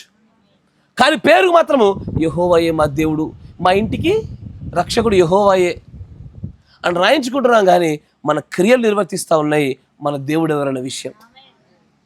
నమ్మట వింటున్నారా? ఏది మన దేవుడు? ఇప్పుడు ఈ రోజున మా ఆవిడ మా పిల్లకాయలు వచ్చినారు, నాకంటే ముందు వాళ్ళే వచ్చారు కొద్ది నిమిషాలు. మా ఆయన వచ్చేదాకా మేము ఎదురు చూస్తామని సంఘక్రమాన్ని ఎదురు తీశారనుకోండి, వాళ్ళకి నేను దేవుణ్ణి అయ్యేటోని. మీరు వింటున్నారా? ఎందుకంటే మీలో కొంతమంది మా ఆయన వచ్చేదాకా నేను రానట్టు ఎదురు చూస్తా. ఏది 100 కిలోమీటర్ల దూరం నుంచి వచ్చినట్టు మళ్ళీ ఈ ఊరిలో ఉండి. ఇవన్నీ వింటుంటే ఇంతటి దౌర్భాగ్య పరిస్థితి, ఈ స్థాయి భక్తిహీనతలో ఉండగా ఎట్లా వెనక్కి జారి పడిపోయిన వారికి మనం ఇక లేము. భక్తి దగ్గర, దేవుని యొక్క వాక్య నెరవేర్పు దగ్గర మనం చూడవలసిన అంశాలు ఇవా? మా పిల్లకాయలు వచ్చేదాకా నేను రెడీ అయితే వెయిట్ చేస్తా, మా ఆయన వచ్చేదాకా వెయిట్ చేస్తా, మా ఆవిడ వచ్చేదాకా వెయిట్ చేస్తా. ఏంది నువ్వు వెయిట్ చేసేది? తీసుకొని రావడం నీ బాధ్యత ఎంతగా ఉంటుందో అదే రీతిలో వారి కన్నా ఎక్కువగా దేవుడికి మాత్రమే ప్రాముఖ్యమైన స్థానం ఇవ్వడం అంతకంటే చాలా ప్రాముఖ్యం. కానీ ఈ రోజు కనబడతలే. చాలామంది బ్యాక్ స్లైడర్లలో అసలు వెనక్కి జారి పడిపోయిన వాళ్ళు మనం ఉన్నామని ఒప్పుకుంటున్నారు, కానీ ఎంత ఘోరమైన స్థాయి వెనక్కి జారి పడిపోయినా తెలియట్లే. అసలు అడుగు అడుగున గడియలో ప్రతి విషయంలో జారి పడిపోయిన వారమే. ఎదుటి వారిని గురించి మాట్లాడే మాటల్లో వెనక్కి జారి పడిపోతున్నాం. ఈజీగా తీర్పు తీర్చేస్తూ ఉన్నాం. ఎదుటివారి బలహీనతలు గ్రహించలేకపోతున్నాము. ఎదుటివారిని మనం చూసి ఓర్వలేని పరిస్థితిలో కనబడుతున్న దినాలు ఇవి. అసలు నీకు ఈ బ్యాక్ స్లైడర్ అనే పదం విన్నప్పుడల్లా అసలు ఎవడయ్యా బ్యాక్ స్లైడర్ కాంది? మరి బ్యాక్ స్లైడర్గానే చచ్చిపోతే మన పరిస్థితి ఏంటి? ఇప్పుడు ఈరోజు నేను బ్యాక్ స్లైడర్గా ఉన్నా, ఈరోజు నాకు బలహీనత జయించలేకపోతా ఉన్నా. నేను ఇంకా ఏ వ్యక్తితో అయితే తప్పిదంలో ఉన్నానో ఆ వ్యక్తితో సమాధాన పడకుండా రేపటి దినాన్ని ఎత్తబడాల్సిన పరిస్థితి ఏంటి? దేనికోసమైతే జీవితం అంతా వెచ్చించి యుద్ధాలు చేస్తా ఉన్నామో అది కోల్పోవడానికి కాదుగా మనం వచ్చింది. కానీ దేవుడు ఒక గట్టి వాగ్దానము, ఒక గట్టి భరోసా మాత్రం ఇస్తా ఉన్నాడు. నువ్వు రావలసిన తీరులో నా యుద్ధకు వస్తే నీ వెనక్కి జారి పడిపోయే తత్వాన్ని తీసేస్తా. నేను మళ్ళీ చెప్తున్నా, స్త్రీలారా, మీ భర్తలు మీ వెనక్కి జారి పడిపోయే స్వభావాన్ని తీయలేరు. వారు మిమ్మల్ని హెచ్చరిస్తారు, మీకు మార్గాలు చూపిస్తారు, మిమ్మల్ని ఏలడంలో వాళ్ళ పాత్ర పోషిస్తారు, కానీ మిమ్మల్ని మాత్రం మీ యొక్క జారి పడిపోయే స్వభావాన్ని తీసేది క్రీస్తు ఒక్కడే. మీ సాటి అయిన ఎముకలు కూడా, ఎముక మీ మాంసము మీకు వంటలు చేసి పెడుతుంది, కానీ ఈ స్వభావాన్ని మాత్రం దేవుడు తీసుకోవడం వాళ్ళు ఏం చేయలేరు. కాపరిగా నేను కూడా మీ స్వభావాన్ని తీసేయలేను. ఆ స్వభావాన్ని తీసివేయగలిగే శక్తి మాత్రం యేసుప్రభు ఒక్కడే. అరే ఎన్ని మాటలు చెప్పినా అట్టగా చేస్తావే? అట్ట చేయకుండా ఉండేటువంటి ఆత్మను వాళ్ళకి అనుగ్రహించాలంటే, వారి వెనక్కి జారి పడిపోయే తత్వాన్ని తీసేయాలంటే అక్కడి నుంచి రావాలి శక్తి. అదంటాడు, వెనక్కి జారి పడిపోయినటువంటి పిల్లలారా, మీరు నా యుద్ధకు వస్తే, తిరిగి నా దగ్గరికి వస్తే, నేను I will heal your backsliding. నీ వెనక్కి జారి పడిపోవడాన్ని స్వస్థత చేస్తా. వెనక్కి జారి పడిపోవడం వల్ల చాలా జరుగుతాయి, జ్ఞాపకం ఉంచుకోండి. వెనక్కి జారి పడిపోవడం వల్ల ఆర్థిక నష్టాలు వస్తాయి, ఆరోగ్య నష్టాలు వస్తాయి, కుటుంబంలో గలిబిలి వస్తుంది, సమాధానం శాంతి లేనైపోతుంది, అప్పుల పాలైపోతారు, మొత్తం కుటుంబం అతలకుతలం అవుతుంది. దాన్ని బాగు చేస్తా అంటలేడు. మనం అడిగేది కూడా ఏమడుగుతామో తెలుసా? ప్రభువా, నా వెనక్కి జారి పడిపోయిన నా స్వభావాన్ని మార్చమని అడగము, ఈ స్వభావం వల్ల వచ్చే కష్టాలను తీసేయమని అడుగుతాం. కరెక్టేనా? ఈ వెనక్కి జారి పడిపోవడం వల్ల అప్పు అయింది, అప్పు తీసే ప్రభు అంటాము. దేవుడేమో ఈ అప్పు చూస్తలే, నీ వెనక్కి జారి పడిపోయిన స్థితిని చూస్తున్నాడు. ఇక్కడ మార్పు జరగనంత వరకు ఇక్కడ నేనేం చెయ్యా, ఈ స్థలంలో మార్పు రావాలా. ఇక్కడ ఒక్కసారి మార్పు కలిగిందా ఇవి ఆటోమేటిక్గా ఎగిరిపోతాయి. ఇవి ఎంత చిన్నపిల్లల అంశాలు అవి. తండ్రికి ఎంత అయ్యా, ఒక గడియలో బండ్లను ఓడలు చేస్తాడు, ఓడలు బండ్లు చేయగలుగుతాడు. ఆయన సర్వము ఆయనకు సాధ్యమే. కాబట్టి ఆయన అంటాడు, ముందుగా మనలో ఏదైనా మనకు కావాలని ఆశపడుతున్నామా, ఆ వెనక్కి జారి పడిపోయే ఆ స్వభావాన్ని మార్చుకోవడానికి మనం ప్రయత్నం చేద్దాం. ఇజ్రాయెల్ జారి పడిపోయింది ఎక్కడెక్కడో తెలుసా? స్త్రీల దగ్గర, డబ్బు దగ్గర, విగ్రహాల దగ్గర ఎక్కువగా పడిపోయారు. వారు ఎక్కువగా పడిపోయి బ్యాక్ స్లైడ్ అని చాలా చోట్ల, కొన్ని వందల చోట్ల పదం రాయబడుతుంది బైబిల్లో. అన్ని చోట్ల కూడా వారు జారి పడిపోయిన కారణాలు ఇవే. కానీ ఈ రోజున మనము విగ్రహాల పేరిట మనం జారి పడిపోవటం లేదు, కానీ విగ్రహము అన్న చోట, దేవుడు అన్న చోట దానికి అనేకమైన స్థానాలు ఇచ్చాం. అవునా? Yes sir. కొన్ని చోట్ల మనం గమనిస్తూ ఉంటే దేవుడి వాక్యం నేరుగా వినాల్సిన చోట బయటికి పిల్లల్ని ఎత్తుకుపోయి ఆడుకుంటాం సంఘంలో. నమ్మడం విన్నారా? కొంతమందికి బాత్రూమ్ దేవుడు. మీకు అర్థమైందా? అంటే కూర్చుంటే కాళ్ళు నొప్పి వస్తుందని, నిద్ర వస్తుందని కాసేపట్ట బాత్రూమ్ దగ్గరికి వెళ్ళి ఊరికట్ట పోయి మొహం మీద నీళ్ళు కొట్టుకొని వచ్చి కాసేపు బయట తిరిగి లాస్ట్కి ఎండింగ్ ప్రేయర్కి వచ్చి కూర్చుంటారు. ఇలా దేవుడు బాత్రూమే. వినడానికి విచిత్రంగా కనిపించవచ్చు, ఇది వాస్తవమే. ఎందుకంటే దేవుడి కంటే ఎక్కువ ప్రాధాన్యత బాత్రూమ్కే ఇచ్చారు. Yes sir. మనం ఇజ్రాయేళ్ల కాలంలో వారు పడిపోయారు, ఇట్లా మనం పడిపోవడం లేదు. కానీ ఈ రోజున నవీన సంగతుల్లో మనకు ఎట్లా పడిపోతామంటే, జీవనోపాధిలో పడిపోతాం, ఊర్లలో పడిపోతాం, ఎక్కడో పెళ్లి జరిగితే పడిపోతాం, ఎక్కడో చచ్చిపోతే పడిపోతాం. కరెక్టేనా? మృతులు పాతి పెట్టుకుంటారన్న వాక్యం మన నాలుక మీద టకటక ఆడుతుంది. అయినా సరే వెనక్కి జారి పడిపోయే స్వభావం మాత్రం మనలో జారిపోలే. ఈ యొక్క స్వభావాన్ని జయించగలిగారు అనుకోండి అయ్యా, చాలా అద్భుతమైన గొప్ప గొప్ప విజయాలు దక్కుతాయి అంటాడు దేవుడి ప్రవక్త. ఇంకొంచెం ముందుకు సాగిపోదాం, చూద్దాం. Anything can be God. నువ్వు దేన్నైనా సరే దేవుడిగా చేసుకోవచ్చు, కానీ అది వాక్యంలో ఎలోహిమ్గా ఉన్నదా అన్న మాటను చూపిస్తా ఉన్నాడు ఆయన. సరే, దాన్ని అట్లా ఉంచండి. మళ్ళీ 3వ అధ్యాయంలోకి రండి. 3వ అధ్యాయంలో 6వ వచనం చూడండి. అసలు ఎట్లా ఇజ్రాయేల్ ప్రజలు ఎలా వెనక్కి జారి పడిపోయారో, ఎలా బ్యాక్ స్లైడ్ అవుతున్నారో చూద్దాం. మరియు రాజైన యోషియా దినములలో చెప్పండి, చదవండి. నీవు చూచితివా,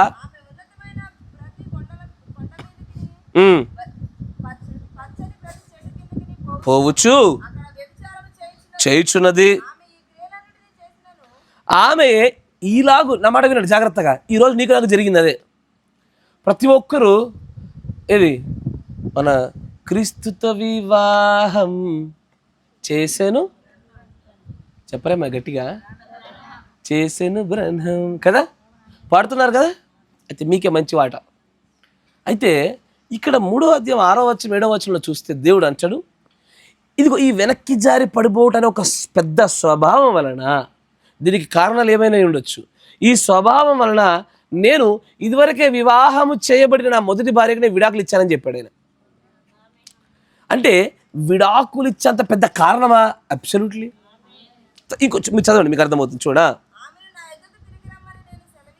అంటే ఆమె ఖచ్చితంగా వెనక్కి జారి పడిపోయింది, కానీ వెనక్కి రమ్మని పిలిచా, అయినా సరే ఆమె తిరిగి రాలే. మరియు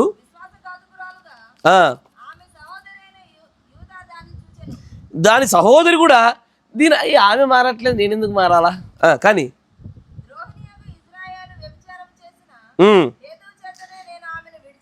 విడిచిపెట్టి ఏమిచ్చాడట? పరిత్యాగ పత్రిక. అంటే తెలుసా, అంటే నీవు ఎన్నిక చేయబడినటువంటి ప్రయాణంలో నుంచి నేను తీసుకెళ్లాలనుకున్న గమ్య స్థాయిలో నుంచి నువ్వు పక్కకు తొలగించబడ్డావు. ఇదంతా దేనివల్ల అంటే బ్యాక్ స్లైడింగ్ వల్ల. వెనక్కి జారి పడిపోవటం అనేటువంటి అంత భయంకరము. అది ఎంత భయంకరం, ఎంత పెద్ద పదమో దానిలోనికి పడిపోవట చాలా చిన్న చిన్న కారణాలు బట్టి జరుగుతుంది. నువ్వు దేవుని యొక్క మందిరం కంటే, దేవుడి కంటే దేనికైనా ఎప్పుడైనా ప్రాధాన్యత ఇచ్చి నీకు తెలియకుండా మరొకటి నీకు దేవుడికి ఎప్పుడన్నా మార్చబడిందా? అబ్సల్యూట్గా మార్చబడింది. మీ పొలాలు మార్చబడ్డాయి, మీ వాహనాలు మార్చబడ్డాయి, మీ ఇల్లులు మార్చబడ్డాయి, మీ పిల్లలు మార్చబడ్డారు. మందిరాలను వదిలేసి మరి ఫంక్షన్లో తిరిగినాం మనం. ఏది కొద్దిసార్లు నిద్ర కోసము తలనొప్పి వస్తుందని చెప్పేసి నీ ఆరోగ్య విషయమే కూడా దేవుని పక్కన పెట్టేసి ఇళ్ళలో కూర్చొని నిద్రపోయిన దినాలు ఉన్నాయి. వారు అనుకుంటారు, ఇంత చిన్నదానికి పరిత్యాగ పత్రిక వస్తుందా? ఇంత చిన్న విషయానికి. ఈ జుట్టు మీద ఒకసారి చిన్న కత్తెర పెట్టి చూడు, అప్పుడు కూడా పరిత్యాగ పత్రిక వస్తుంది. అదే నేను గడివర్తమని కూడా చెప్పింది. If she cuts her hair he is eligible to divorce her. దేవుడు ప్రవక్త మాట్లాడారు, దేవుడు చాలా సెన్సిటివ్. ఎట్ట పడితే మనం ప్రవర్తిస్తాము, ఎలా పడితే అనే పట్ల మనము ముందుకు సాగిపోతుంటే కుదరదు. He demands respect, he demands the fear of lord in the reverence. అంటే గౌరవముతో కూడుకున్న భయభక్తుల్ని ఆయన ఖచ్చితంగా ఆశిస్తాడు. ఆయన ఖచ్చితంగా ఆశిస్తాడు. కొంచెం మనం బయట ఉన్నాం కాబట్టి నేను కొన్ని విషయాలు చెప్పడం లేదు, సంఘంలో మాట్లాడుకుందాం మిగతా విషయాలు, ఈ సంబంధమైన విషయాలు. కానీ జారిపడిపోవటకు ఇవి కారణాలు. ఇప్పుడు ఒకసారి నేను చెప్పిన సందర్భాన్ని బట్టి చూస్తే మనం అందరం కూడా బ్యాక్ స్లైడర్సే, అందరం జారిపడిపోయిన వారమే. నేను పరిశుద్ధిని, నేను ఎక్కడ జారిపడిపోలేదు అన్నాను అనుకోండి, మనం అబద్ధికులం అవుతున్నాము, దేవుని అబద్ధికుని చేస్తున్న వరం అవుతాం.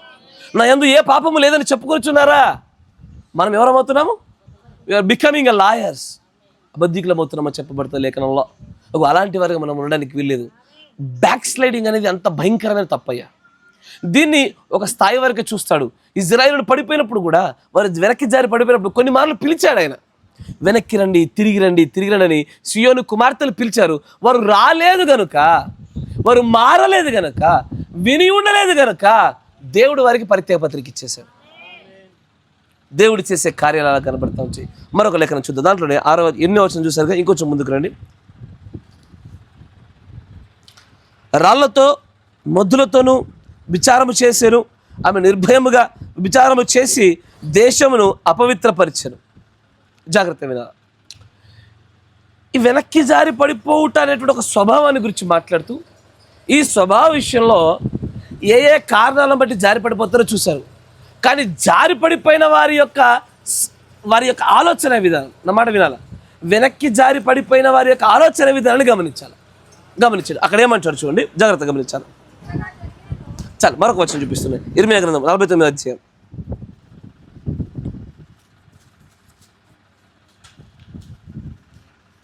వెనక్కి జారి పడిపోవటకు కారణాలు మరి వారి స్వభావాల గురించి మాట్లాడతాయని అంటాడు.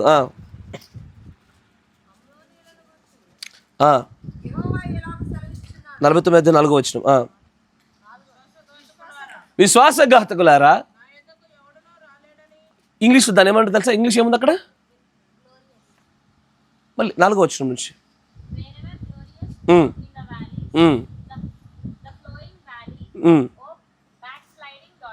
ఓ బ్యాక్ స్లైడింగ్ డాటర్స్, ఓ వెనుకకి జారి పడిపోయిన కుమార్తెలారా. తెలుగులో చదువు, కంటిన్యూ. ఎవడును రాలేడని.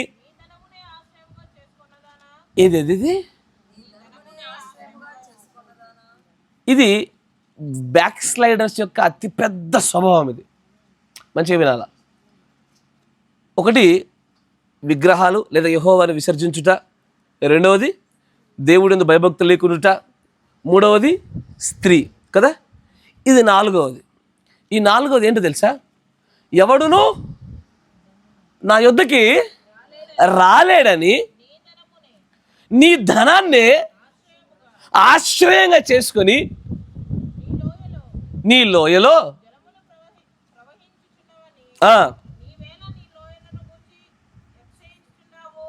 ఇది తెలుగులో మీకు ఆ పదాన్ని కనబడదు, కానీ ఇంగ్లీష్ అదే రాస్తాడు. ఓ బ్యాక్ స్లైడింగ్ డాటర్స్, తమ ధనాన్ని తాము ఆస్పాదన చేసుకొని, తమ డబ్బును చూసుకొని, తమ జీవనోపాధి సంబంధమైన వృద్ధి విషయమై ఎక్కడెక్కడైతే తమ ప్రవాహాలు చక్కగా ఉన్నవని నమ్ముచు దేవుడికి దూరం జరుగుతూ ధనం పైన ఎక్కువగా ఆసక్తి కలిగి ఉన్నారా, ఇలాంటి వారిని అంటున్నాడు వెనక్కి జారి పడిపోతున్న కుమార్తెలారా. నమ్మాట మీకు అర్థమవుతుందా? అంటే ఈ బ్యాక్ స్లైడింగ్ అనేది బహుశా ఈ పాప నాది కాదు అని అనుకోవడానికి వీల్లేదు. ఈ బ్యాక్ స్లైడింగ్ అనేటువంటి దీనికి చాలా పెద్ద నిర్వచనం చెప్తాడు దేవుని ప్రవక్త. అనేకమైన 100 కారణాలు ఉన్నాయి వెనక్కి జారి పడిపోవడానికి, 100 కారణాలు. దానిలో ఈ 4 చాలా ప్రాముఖ్యమైనటువంటిది. ధనాన్ని దృష్టిలో పెట్టుకొని వారు ప్రవహించుతున్నటువంటి వారి ప్రవాహాలు బాగుండవని నమ్మి దేవుని పక్కన పడేస్తారు. కరెక్టేనా? Yes or no? వ్యాపారాలు బాగా నడుస్తుంటే దేవుని మందిరానికి వస్తారా? ఎందుకు? గిరాకీ దెబ్బతింటుంది. Yes or no? Yes or no? అదేమైంది? ప్రవాహం పెద్దగా ఉంది కాబట్టి ఇప్పుడు మానేయలేం. కానీ ఆ ప్రవాహానికి దానికి ఆద్యుడు ఎవరు? దేవుడే. ఆ ప్రవాహాన్ని నిలిపివేసేది ఆయనే. ఇక్కడే జరిగే తప్పిదాలు. అనేక పర్యాయాలు దేవుడే ఆ ప్రవాహాన్ని గొప్పగా ప్రవహింపజేసేటువంటి ఆయన ఉండగా ఆయన్ని పక్కన తెచ్చి ఆ ధనాన్ని ఆస్పాదన చేసుకొని ఆ ప్రవాహాన్ని ఆధారం చేసుకోవడం వల్ల వెనక్కి జారి పడిపోయి ఆశీర్వాదాలు మూయబడిపోయినాయి. అన్ని విషయాలు మనం పరీక్షించబడతాంగా. ఆయన చేసేది అది. ఆయన ఎప్పుడు చూస్తాడు? కావాలనే అబ్రహామును ఎలాగైతే తన కుమారుని అడ్డంగా పెట్టి పరీక్షించాడో, అయ్యా అన్నమాట వింటున్నారు? అబ్రహామునికి ఎలాగైతే తన కుమారుని అడ్డంగా పెట్టి పరీక్షించాడో, నీ కుమార్తెలు కూడా నీకు అడ్డం పెట్టి చూస్తున్నాడు. వీళ్ళు నా కుమార్తెలు వాళ్ళ పిల్లల్ని బాగా ప్రేమిస్తారా, నన్ను ప్రేమిస్తారా? నా కొడుకుని బాగా ప్రేమిస్తారా, నన్ను ప్రేమిస్తారా? నాకు ప్రాధాన్యత ఇస్తారా, కొడుకులకు ఇస్తారా? నాకు ప్రాధాన్యత ఇస్తారా, కూతుర్లకు ఇస్తారా? నాకు ప్రాధాన్యత ఇస్తారా, కుటుంబానికి ఇస్తారా? ఇట్లా పరీక్షించబడ్డ ప్రతిసారి ఓడిపోయామయ్యా. అబ్సల్యూట్లీ. ఇట్లా ఓడిపోయిన ప్రతి చోట మనం బ్యాక్ స్లైడర్స్, వెనుజారి పడిపోయిన వాళ్ళమే. కానీ అన్నడు కూడా మనం ఎప్పుడు కూడా దైవ సంబంధమైనటువంటి ఆ బలమైన సంకల్పాల చేత జయం పొందుకొని చాలా తక్కువ సార్లు. కానీ ఒకసారి వెనుజారి పడిపోయిన వారు ఏమైపోతారు తెలుసా? వారు వెనుకకు పడిపోయిన విషయం వారు గమనించారు. వారికి తెలియక వారికి ఎప్పుడు తెలుస్తుందో తెలుసా? దేవుడి ప్రవక్త అంటారు, వారి పాపముల సంఖ్య అత్యధికమైన స్థాయిలో పెరుగుతూ పెరుగుతూ పెరుగుతూ భక్తిహీనత మూట కట్టుకొని సమస్యల వలయాలు పెద్దగైన తర్వాత ఆ పాపాలు వ్యక్యాసమైనప్పుడు తెలుస్తాయి అంటాడు ఆయన. సామెతల గ్రంథం 14వ అధ్యాయంలో చూడండి, 14వ అధ్యాయం 14వ వచనంలో రాయబడుతుంది, భక్తి విడచిన వారి మార్గం. భక్తి అంటే ఏంటయ్యా? దైవభక్తి, గాడ్లీనెస్ అంటే ఏంటిది? మనం పరిపూర్ణమైన స్వరూపంలో చూసాం. భక్తి, దైవభక్తి అంటే ఏంటిది? లివింగ్ లైక్ గాడ్, దేవుడిలాగా జీవించడమే భక్తి. ఆమేన్. ఇదిగో ఆయనలాగా జీవించుటలో నుంచి తప్పిపోయినటువంటి మనము అక్కడ అంటాడు, భక్తిని విడిచిన వారికి వాడి మార్గాలు వాడికి ఒక దినాన వెక్కసమైపోతాయి. వెక్కసం అంటే తెలుసా? వెక్కసం అంటే ఏంటిదయ్యా? మొహం కొట్టేసి అది తెలుసా? తిని మొహం కొడుతూ చూసారా? అట్లా ఆ మార్గంలో నడిచి నడిచి నడిచి నడిచి నడిచి వెక్కసమైన తర్వాత అప్పుడు అర్థమవుతుంది, ఓరి నాయన నేను భక్తిహీనులు అయ్యానా, నేను భక్తిలో జారిపోయానా, నేను నిజంగానే వెనక్కి జారిపోయి బ్యాక్ స్లైడ్ అయ్యానా? అవి ఆ రోజు వరకు కూడా తెలియదు విషయం. ఈ సమస్యల వలయాలు పెరిగి సమస్యలు ఆ మార్గాలు మొహం కొట్టి అంత అయిన తర్వాత అప్పుడు అనిపిస్తుంది, ప్రభువా నేను భక్తిని విడిచిన వాడిని, నేను నిజంగానే వెనక్కి జారి పడిపోయిన వాడిని అని ఆ రోజున గ్రహిస్తారు. ఆ స్థాయి రావడానికంటే మునిపే అయ్యా ఆయన యొద్దకి తిరిగి రావాల్సిన రీతిలో 2 మెట్లు చెప్తాడు ఆయన. ఈ యొక్క వెనక్కి జారి పడిపోయేటువంటి ఈ స్థితిని గురించి మాట్లాడుతూ ఇది ఎలా వెనక్కి తిరిగి రావాలి అన్న చోట దేవుడి ప్రవక్త మాట్లాడిన మాటలు చెప్తాను, మీకు చూడండి, జాగ్రత్తగా గమనించాలి. ఆయన 2 మెట్లు చెప్తాడు. ఎక్కడెక్కడైతే వెనక్కి జారి పడిపోయామో అక్కడక్కడ ఈ 2 మెట్లు సరిగ్గా ఎక్కితే చాలు ఆ వెనక్కి జారి పడిపోయే స్వభావాన్ని నేను తీసేస్తాను అంటున్నాడు ఆయన. ఒకటి రిపెంట్. ఏంటది? పశ్చాత్తాపమే. మొట్టమొదటిగా జరిగినటువంటి తప్పిదంలో నుంచి, ఆ భక్తిహీనత మార్గాల వల్ల కలిగే వ్యక్యసంలో నుంచి ఫస్ట్ ఆఫ్ ఆల్ పశ్చాత్తాపడాలి. ఎలాంటి పశ్చాత్తాపం తెలుసా? ఆర్థిక ఇబ్బందుల వల్ల కలిగే పశ్చాత్తాపం కాదు, మనుషుల ఒత్తిడి వల్ల కలిగే పశ్చాత్తాపం కన్నీరు కాదు, దేవుడి మార్గంలో నడవలేకపోయానన్న పశ్చాత్తాపం కనబడాల. ప్రభు యొక్క ఆ మార్గాలు నడిచి ఆయనను సంతోషపెట్టుటలో విఫలమయ్యానే అటువంటి పశ్చాత్తాపం కావాలా. ఆ నిజమైన పశ్చాత్తాపం కలిగి కొన్ని మాటలు చెప్పాలండి ప్రవక్త. రోమీ రాసిన పత్రిక 10వ అధ్యాయం 9వ వచనం.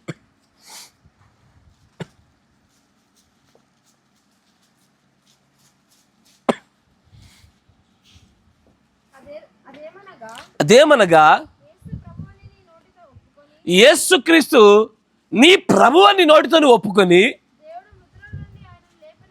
దేవుడు ఎక్కడి నుంచి? గట్టి చదవాల.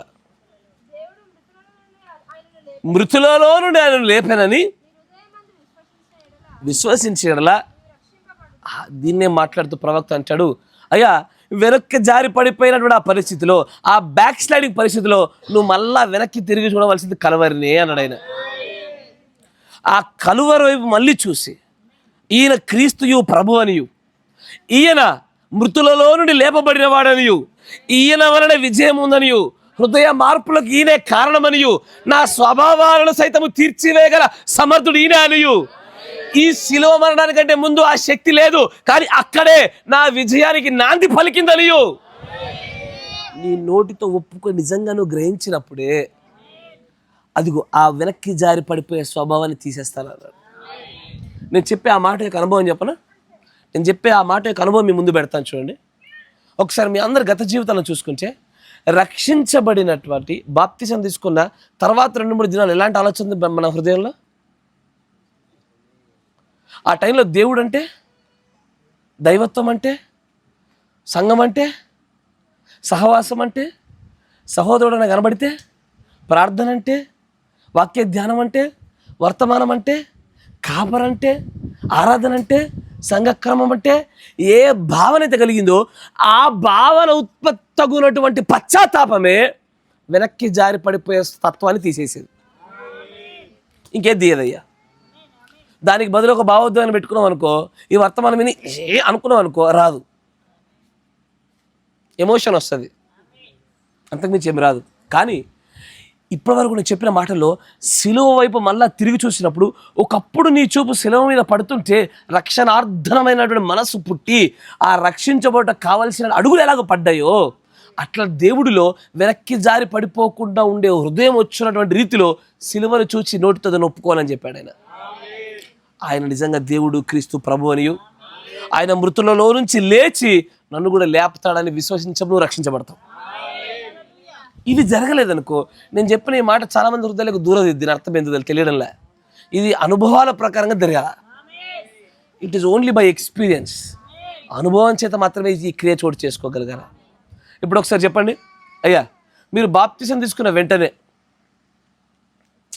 ఇప్పుడు చెప్పండి, బాప్తిసం కన్నా ముందు వరకు సినిమా చూసి అలవాటు ఉందా?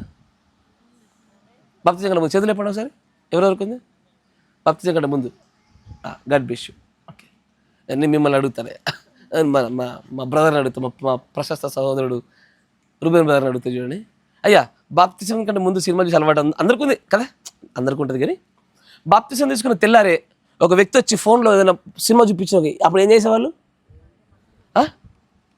అయ్యా, మామూలుగా కాదు అది. అట్లా ఆ డైలాగు, ఆ ఫోర్సు, ఆ ఇంపాక్ట్ వేరే ఉంటుంది అక్కడ. బ్రదర్ మాది కాదు ఇది, ఎస్ సార్.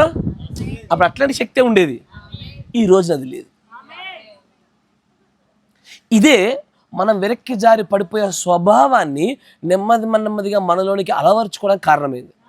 ఆ రోజున పాపమును అసహించిన తీరు ఈ రోజున అలాగే లేదు. కరెక్టేనా? ఆ రోజున ఏం జరిగిందో తెలుసా? ఆ రోజున బాప్తిసం పొంది ఇట్లా బయటకు వచ్చిన తర్వాత మనసులో మళ్ళీ ఎక్కడ పాపం చేస్తాను, ఎక్కడ తప్పిదం చేస్తాను, సూసైడ్ చేసుకుంటే లొల్లిపోతుంది అనిపించిన మనము ఈ రోజున ఎవడో చుట్టం చూపించి కనబడినోడు కూడా ఎవడో చచ్చిపోతే దేవుడి మందిరంలో ఆరాధన చేసి ఆయన దగ్గరికి పోతున్నావు. ఒకప్పుడు మన ప్రాణం తీసుకొని కూడా వెనక్కాడే మన భక్తి. పిల్లల కోసం సంఘాలు మానేయబడుతుంది, తిండి కోసం మానేయబడుతుంది, వస్త్రాల కోసం మానేయబడుతుంది, పనికి మన ప్రతి కారణం కోసం మానేయబడుతుంది. ఇది అలా జరగడం గల కారణం ఏంటంటే శిలువకు సంబంధించినటువంటి ఆ ద్రాక్షారస ఉత్తేజము హృదయంలో చచ్చిపోవడమే.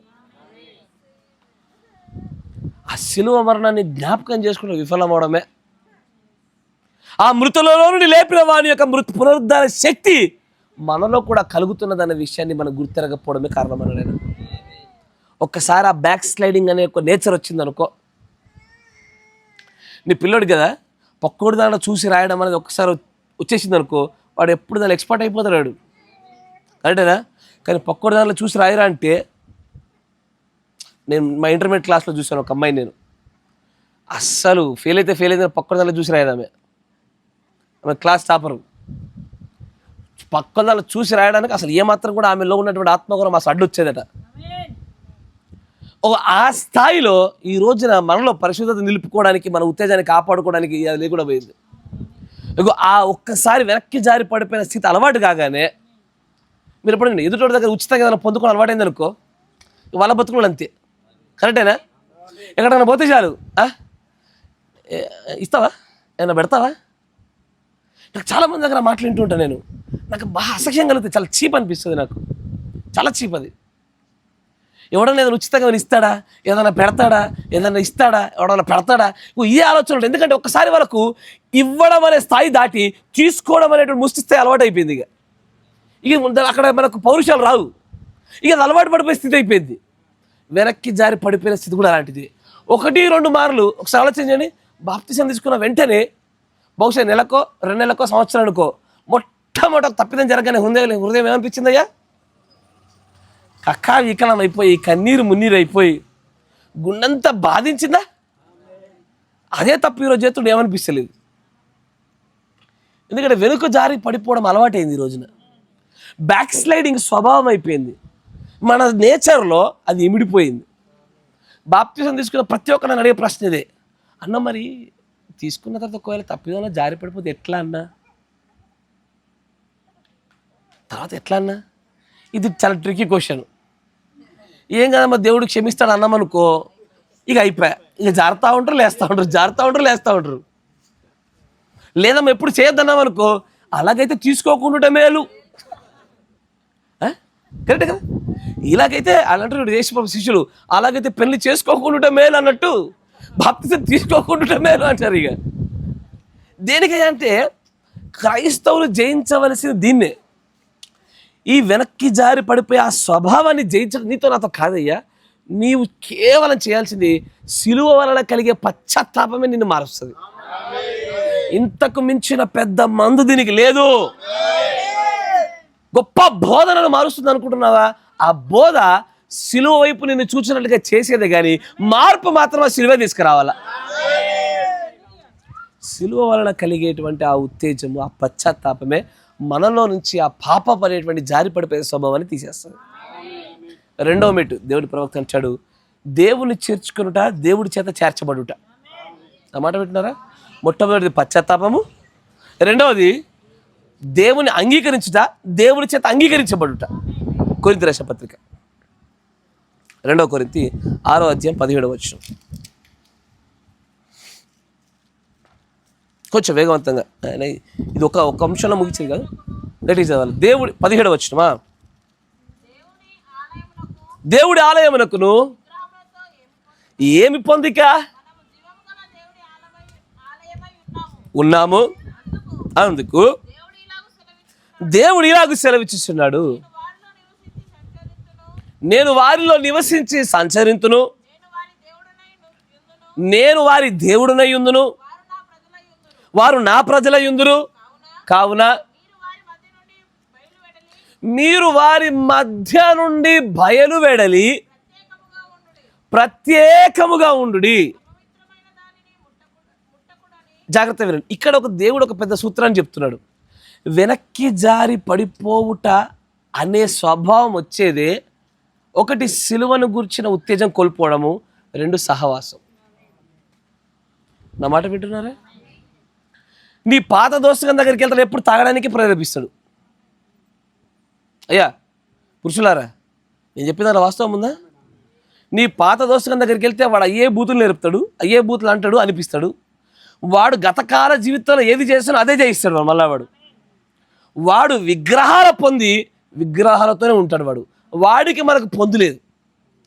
నా మాట జాగ్రత్త వినాలా.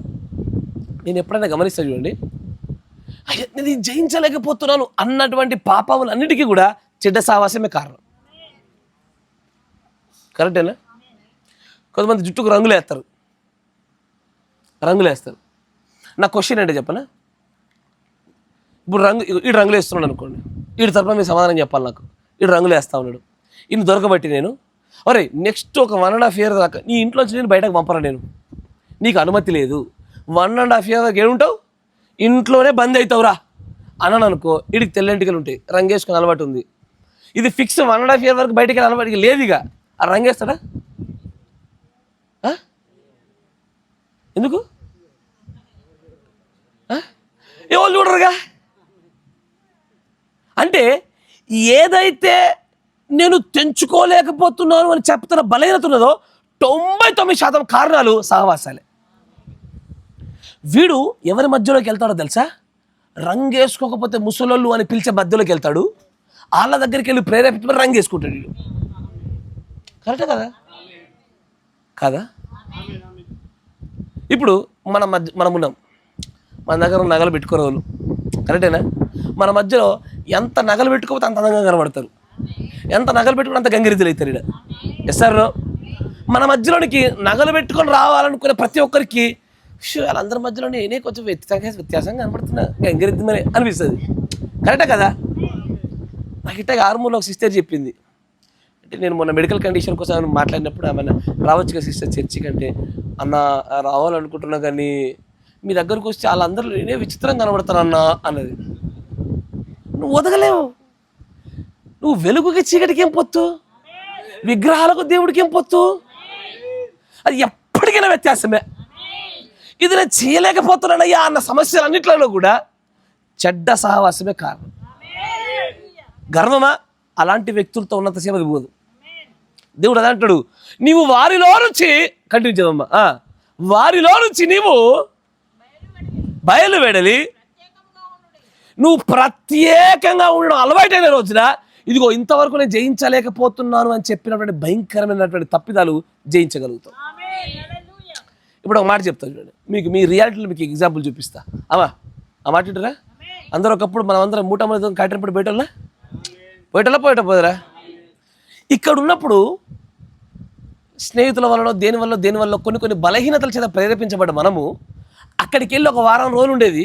ఆ వారంలో ఈ బలహీనతలు జయించే వాళ్ళ కాదా? మీ అనుభవాలు చెప్పరాదు. జయించిన వారమే. అక్కడ ఎంతో కొంత మహిమతో నింపబడి వెనక్కి రాగానే 2-3 దినాల్లో మహిమ ఛార్జింగ్ అయిపోయి మళ్ళీ ఎప్పటికీ జారి పడిపోయినా లేదా? ఇది వెరీ సింపుల్. ఎవిడెంట్లీ ఆధారభూతముగా ఒక వ్యక్తి తాను మరలా చేసే పాపాలకు గల కారణము సహవాసమే. Very simple. ఎప్పుడైతే వారిలో నుంచి మనం బయటకు వస్తామో, ఎవరి మధ్యలో ఉండడం వలనైతే ఇక నేను ఎన్నటికీ మార్చుకోలేనటువంటి పాపం నాలో ఉండి వెనక్కి జారి పడిపోతూ బ్యాక్ స్లైడ్ అవుతున్నాను, ఇదిగో వారి మధ్యలో నుంచి నేను బయటకు రాగానే అప్పుడు చదువు కంటిన్యూ. ప్రత్యేకంగా ఉండు.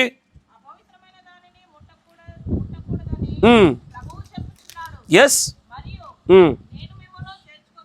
ఎస్, అప్పుడు నేను మిమ్మల్ని చేర్చుకుంటా, నీకు తండ్రిని అయితా. నా మాట వింటున్నారా? తప్పిపోయిన కుమారుడికి తండ్రి ఎప్పుడైనాడా అంటే ఇట్లనే అయినాడైనా.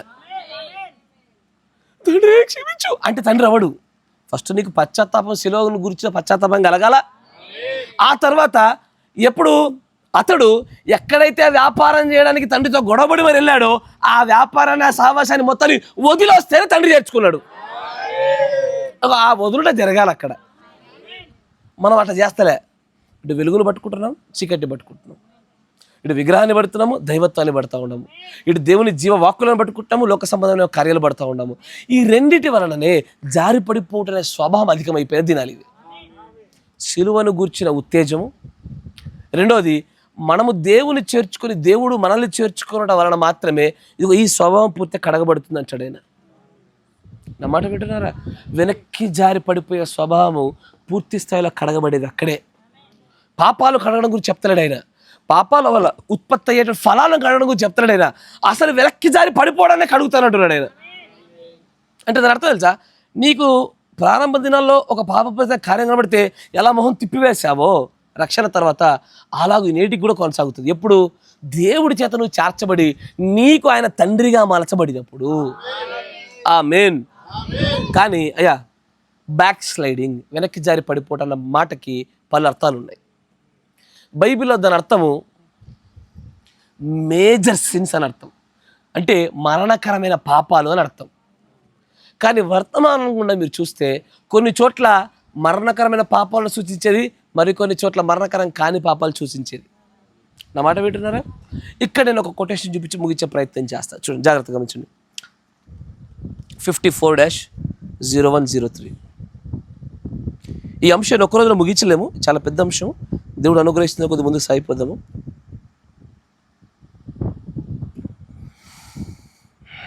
54-0103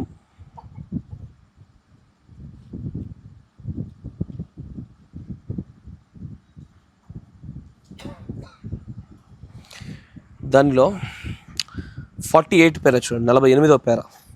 ఈ ఒక్క పేరని మీరు చాలా చక్కగా జాగ్రత్తగా పట్టుకోవాలని ఆశపడుతున్నా. తప్పుగా తీసుకోకూడదు, జాగ్రత్త. నాకు తెలీదు వారు ఇలాంటిది పొందుకున్నారా లేదా అని ఆగిపోయాను అంటాడు. వెనక్కి జారి పడిపోవుట నేను నమ్ముతున్నాను.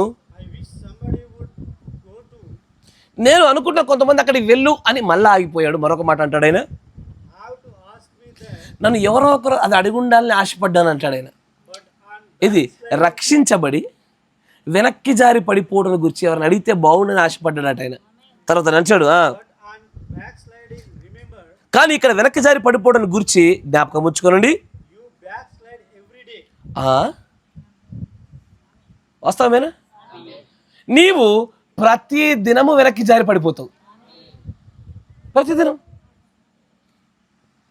మీరందరూ వెనక్కి జారి పడిపోతున్నారా? పడిపోయి అక్కడనే ఉంటే సమస్య.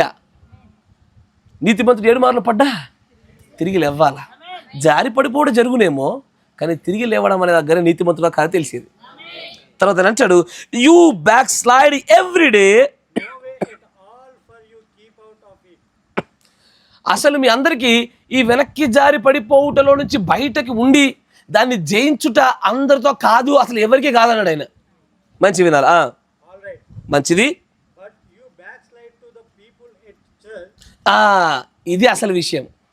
అయ్యా, వెనక్కి జారి పడిపోవట్లో దేన్ని అంగీకరిస్తాడో దేన్ని అంగీకరించాడో దేవుడు ప్రవక్త క్లియర్ చేస్తున్నాడు. ఇక్కడ మన మెసేజ్ యొక్క మెయిన్ కోర్ పాయింట్లోకి చాలా విషయాలు వెళ్తాం. చూడండి, ఇక్కడ అంటాడు, నువ్వు వెనక్కి జారి పడిపోవట సంఘములోని సభ్యుల దగ్గర వెనక్కి జారి పడిపోతావేమో కానీ, సంఘం దగ్గర జారి పడిపోతావేమో కానీ దేవుని ఎదుట జారి పడిపోవు.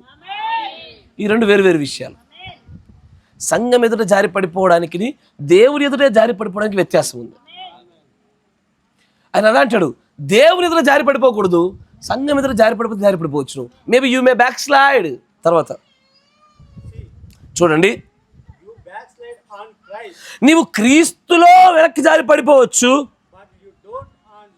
కానీ దేవుడి మీద వెనక్కి జారి పడిపోకూడదు. నేను దీని తర్వాత భాగంలో వివరిస్తా, ఎందుకంటే ఇదంతా సామాన్యమైన విషయం కాదు. క్రీస్తులో జారి పడిపోయి దేవునిలో జారి పడిపోకపోవటయా, సంఘం ఎదురు జారి పడిపోయి దేవుని దగ్గర జారి పడిపోవడం ఒకటి, రెండు ఒకటి కాదా? అక్కడ ఆయన గీసి ఆ గీత చూపించే ఆ వ్యత్యాసాల మధ్యలో ఉండేటువంటి ఆ విరుద్ధ భావాలు చూస్తుంటే మన మతులు పోతే ఒక్కొక్కసారి అప్పుడు అనిపిస్తుంది, అచ్చా ఎందుకా దేవుడు దావీదుని క్షమించింది, ఎందుకా ఇన్ని తప్పిదాలు చేసుకుని నన్ను వదలకుండా దేవుడు పట్టుకుంది అనిపిస్తుంది ఒకసారి. నా గతకాలం అంతా చూస్తుంటే వేల వేల మాన జారి పడిపోయిందే కనబడతా ఉంది, అయినా దేవుడు విడవలేదే, ఈ కారణాన్ని బట్ట అని మనలో ఆనందము ధైర్యం కలిగి ఎత్తబాటు విషయమైనటువంటి ప్రోత్సాహం కలుగుతుంది. అని అంటాడు, సంఘ విషయంలో జారి పడిపోవచ్చు, కానీ దేవుడి విషయంలో జారి పడిపోకూడదు. క్రీస్తు విషయమే జారి పడిపోవచ్చు, దేవుడి విషయమే జారి పడిపోకూడదు. తర్వాత చూడండి, ఎందుకంటే ఒకవేళ నువ్వు ఈ విషయాలు జారి పడిపోతే, ఎక్కడ సంఘం దగ్గర కాకుండా దేవుని దగ్గర, క్రీస్తు దగ్గర కాకుండా దేవుని దగ్గర పడిపోతే, నువ్వు పాపము చేసినప్పుడు నువ్వు అయిపోయినట్టే, నీ సంగతి అవుట్. నువ్వు మాట వింటున్నావా? సంఘము దగ్గర పడిపోయి ఒకవేళ తప్పిదమ పాపము జరిగితే నీకు ఇంకా నూకలు ఉన్నట్టే. దేవుడి దగ్గర పడిపోయి పాపము చేసావనుకో నీ పేరు కొట్టివేయబడి. క్రీస్తు దగ్గర ఒకవేళ పడిపోయినావనుకో, పొరపాటు జరిగిందనుకో నీకున్నాయి, కానీ దేవుడి దగ్గర జరిగిందనుకో ఇక నీకు లేదంటున్నాడు ఆయన. తర్వాత కానీ నీవు తరచుగా పడిపోతూ వెనక్కి జారి పడిపోతూనే ఉన్నావు. పౌలు దీని గురించే మాట్లాడతానంటాడు, దినదినము నేను చనిపోవచ్చున్నాను. వింటున్నారా? ఇక్కడ ఏది క్రీస్తు విషయమే కాక, అంటే దేవుడి విషయమే కాక సంఘ విషయమై చనిపోతున్నాను అంటున్నాడు ఆయన. దేవుడి విషయమై చనిపోవడం అంటే ఆత్మీయ మరణం, కరెక్టేనా? దేవుడి విషయమైన మరణం గురించి మాట్లాడతలే పౌలు గారు. దేవుడి దగ్గర జారి పడిపోవడము, దేవుని దగ్గర పాపం చేయడం ఉండదు.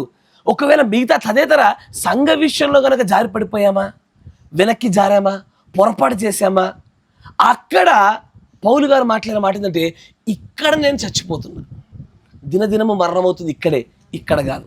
తర్వాత అది సరియేదేనా? ఆయన ప్రతిరోజు చావవలసిన వాడై ఉన్నాడు అన్నాడు. ఇక్కడ చెప్తాడు ఏమని, బ్యాక్ స్లైడ్లో అసలు సూత్రాలు చెప్తాడు. ఆయన ప్రతిరోజు సిలువను గూర్చిన ఉత్తేజం వల్ల కలిగేటువంటి పశ్చాత్తాపమై రోజు రోజు పశ్చాత్తాపడతాడు ఆయన. తర్వాత ప్రతి క్షణము ప్రతి గడియ ఒప్పుకుంటూనే వెళ్తున్నాడు ఆయన. ఒకవేళ పౌలు గారే అలాగూ చేయవలసి వస్తే నేను కూడా అలాగే చేయవలసి వస్తుంది. పౌలు గారే చేయవలసి వస్తే ప్రవక్త చేయాల్సి వస్తుంది, ప్రవక్త చేయవలసి వస్తుంది అంటుండు. మరి మీరేం చేస్తారు? మనం అదే చేయాల్సి వస్తుంది, అంతేనా కదా అన్నాడు. ఆరెంట్ యూ, మీరు చేయరా అని అంటాడు. వెనక్కి జారి పడిపోవుట కొన్ని విషయాలు అంగీకరించబడ్డది, కొన్ని విషయాలు అంగీకరించబడలేదు. కొన్ని చోట్ల షరతులు ఉన్నవి, కొన్ని చోట్ల షరతులు లేవు. కొన్ని చోట్ల సరిచేసే వెనక్కి జారి పడిపోతుంది, కొన్ని చోట్ల తృణీకరించడానికి అవకాశాలు ఉన్నాయి. కానీ దేవుడు మాత్రం ఒక చక్కటి అద్భుతమైనటువంటి ఒక అవకాశాన్ని ఇచ్చాడు. వెనక్కి జారి పడిపోయిన నా కుమార్తెలారా, నా యొద్దకు నేను చెప్పిన మార్గం కూడా తిరిగి వచ్చి నన్ను చేర్చుకొని నా చేత మీరు చేర్చబడితే నేను మీ వెనక్కి జారి పడిపోవడం స్వభావాన్ని తీసేస్తాను, నేను మీకు తండ్రిని అవుతాను అంటున్నాడు ఆయన. ఇదిగో అలాంటి కృపలోనికి మనం నడవగలగాల. పరిశుద్ధాత్మను పొందుకోకుండా చాలామంది జారి పడిపోతారు. అయ్యో, రక్షణ తీసుకున్నంత మాత్రం జారి పడిపోకుండా నిలబడతాం అనుకుంటారు. కాదు, బాప్తిసం తీసుకున్న తర్వాత కూడా పడిపోతారు. కానీ పరిశుద్ధాత్మను పొందుకున్నాక నిలబడిపోతారు. పరిశుద్ధాత్మ కంటే ముందు చాలామంది పడిపోవడం గమనిస్తూ ఉంటాము. ఎందుకంటే యోహాను సువార్త మనం చూస్తాం, పేతురు గారు యేసు ప్రభు యొక్క శిలువ మరణం తర్వాత వెనక్కి తిరిగి మళ్ళా వలలేసుకుంటూ తిరిగాడు. ఆయనతో పాటు సహోదరులు ఏమన్నారు గుర్తుందా? చూడండి, యోహాను సువార్త ఉంటే చూడండి, 21వ అధ్యాయం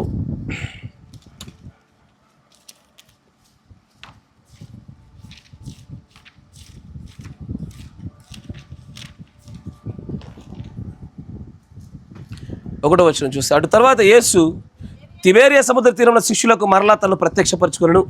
ఆయన తను ప్రత్యక్షపరచుకున్న విధమేదమనగా, సీమోను పేతురును, దిదుమానబడిన తోమాయు, గలిలయలోని కానా అను ఊరివాడగు నతానియేలు, జెబెదయి కుమారులను ఆయన శిష్యులలో మరి ఇద్దరిని కూడి ఉండిరి. సీమోను పేతురు, నేను చేపలు పట్టబోదున వారితో అనగా వారు, మేము కూడా వస్తామయ్యా నీతోనే, మేము కూడా నీతో వస్తామంటున్నారు. అంటే ఏం జరిగింది? ఇది సామూహికంగా వెనక్కి జారిపడిపోవడం. ఇది గుంపుగా వెనక్కి జారిపడిపోతున్నాడు. నువ్వు పడిపోతావా, నేను కూడా పడిపోతా సార్. కానీ మీరు గమనిస్తే ఇక్కడ వారి పశ్చాత్తాపం కనబడుతుంది. వారు దేవుని అంగీకరించుకునుట, దేవుడి చేత అంగీకరించబడ్డ 2 కార్యక్రమాలు జరుగుతాయి అక్కడ. ఎసారు వారు అక్కడ తర్వాత ఇంటికి వెళ్ళక చదువుకోండి.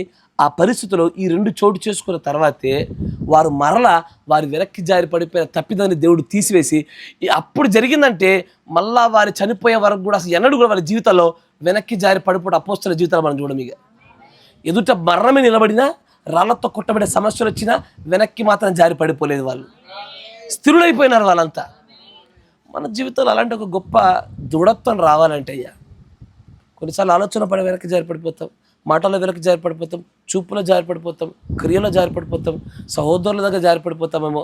కొన్ని మార్లు అన్ని చక్కగా ఉండి మేలైనది చేయనెరిగి చేయకపోవటంలో జారి పడిపోతాం, ఎక్కడో చోట జారి పడిపోతుంటాం. అలాగంటాడు, every day we backslide, every day we must repent. ప్రతి దినము చనిపోతున్నాను అన్న పౌలు గారి మాట మనం గ్రహించగలిగితే, పాపమునకు మనం ఆస్పాదం అవకాశంగా తీసుకోకుండా మన పరిశుద్ధత నిలబడుకోవడం కొరకు, స్థిరత్వాన్ని బలాన్ని పొందుకోవడం కొరకు ఈ విషయంలో బలవంతం అవుతాం. మనం వెనక్కి జారి పడిపోయే వారికి మనం ఉండకుండా, వెనక్కి పడిపోయే వారికి అవకాశం ఉందా నన్ను కొంతమంది అడిగారు. అయ్యో, మరి రక్షణ తీసుకున్నాక నేను కొన్ని పొరపాట్లు చేశాను, ఇంతకీ నేను ఉందా పోయిందా? God is able to save the back sliders. సరి అయిన బాప్తిసం తీసుకున్న తర్వాత ఒకవేళ పొరపాటున కనుక తప్పిదాలు జరిగితే ఆ తప్పిదాలను క్షమించడానికి ఆయన సిద్ధంగా ఉన్నాడని చెప్పాడు ఆయన. అయ్యా, ఈ వెనక్కి జారి పడిపోయే ఆ స్థితిని, ఆ పాపాన్ని మనం జయించాలి. దానివల్ల ఉత్పత్తి అయ్యే ఫలాలను కాదు, నా మాట వింటున్నారా? దానివల్ల ఉత్పత్తి అయ్యేది కాదు. సొలొమోను మాదిరిగానే అదే వెనక్కి జారి పడిపోయే స్థితిలో మనం చనిపోవాలనుకుంటున్నామా? ఇంకెంతకాలమే దేవుడి కంటే మిగతా విషయాలు దేవునిగా ఎంచుకుంటాం? ఇంకెంతకాలం దేవుడి కంటే ఎక్కువగా మిగతా వాటి కోసం మనం భయపడుతూ దైవ సంబంధమైన భయభక్తులు కలిగి ఉండకుండా ఉంటాము? ఇంకా డబ్బును గుర్చో, స్త్రీలను గుర్చో ఇంకెంతకాలం జారి పడిపోయి ఈ వెనక్కి జారి పడిపోవడానికి ఒక అలవాటును కలిగి ఉంటాం? దీన్ని జయించవలసిన గడియ, ఎత్తబాటు సమయాలు చాలా దగ్గరగా ఉన్నాయి. మనందరికీ తెలుసు. నేను మొన్న గ్రూప్లో మాట పెట్టాను, పోపు గారు మృతి పొందినారు. ఇస్తారనో మృగం మృతి పొందింది. ఆ తర్వాత వచ్చే రాబోయే వాళ్ళ యొక్క సంఖ్య, అంటే వారి యొక్క అమెరికాతో వారికి ఉండబోయే బాంధవ్యము, దేవుడి లేఖనాల నెరవేర్పుకి చాలా వేగవంతమైన నిర్ణయాలు జరుగుతాయి. మీరు జాగ్రత్త, సమయం ఎక్కువగా లేదు. అందుకే ఇలాంటి కొంచెం సెన్సిటివ్ టాపిక్స్ కూడా మనం మాట్లాడుకోక తప్పదిగా. మనం వెనక్కి జారి పడిపోయే స్వభావాన్ని జయించి, ఇక నాతో అయితలేదు, నేను జయించలేకపోతున్నాను అంటే ఇక జయించలేకపోతున్నాను, దాని అర్థం ఏం లేదు. ఇక దేవుని గురించి శిలువ వైపు నువ్వు మళ్ళీ తిరిగి చూడలేకపోతున్నావంటే, నువ్వు దేవుని అంగీకరించి నువ్వు దేవుని చేత అంగీకరించబడలేకపోతున్నావంటే ఇక నేను పరలోకం నాకు వద్దు అని ఏడ్చినట్టే. ఇక అంతకుమించి చేసేది ఏం లేదు. అలాంటి పరిస్థితి నువ్వు నేను ఉండకుండా రాజ్యాన్ని స్వతంత్రించుకోగలిగే ఉత్తేజాన్ని పొందుకోవడానికై దేవుని విషయంలో ప్రార్థన చేద్దాం. God bless you. దేవుని దీవించును గాక. ప్రార్థన చేసుకుందాం.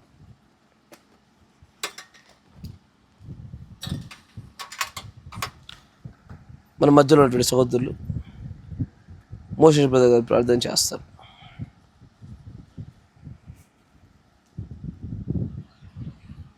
స్తోత్రం స్తోత్రం స్తోత్రం స్తోత్రం స్తోత్రం.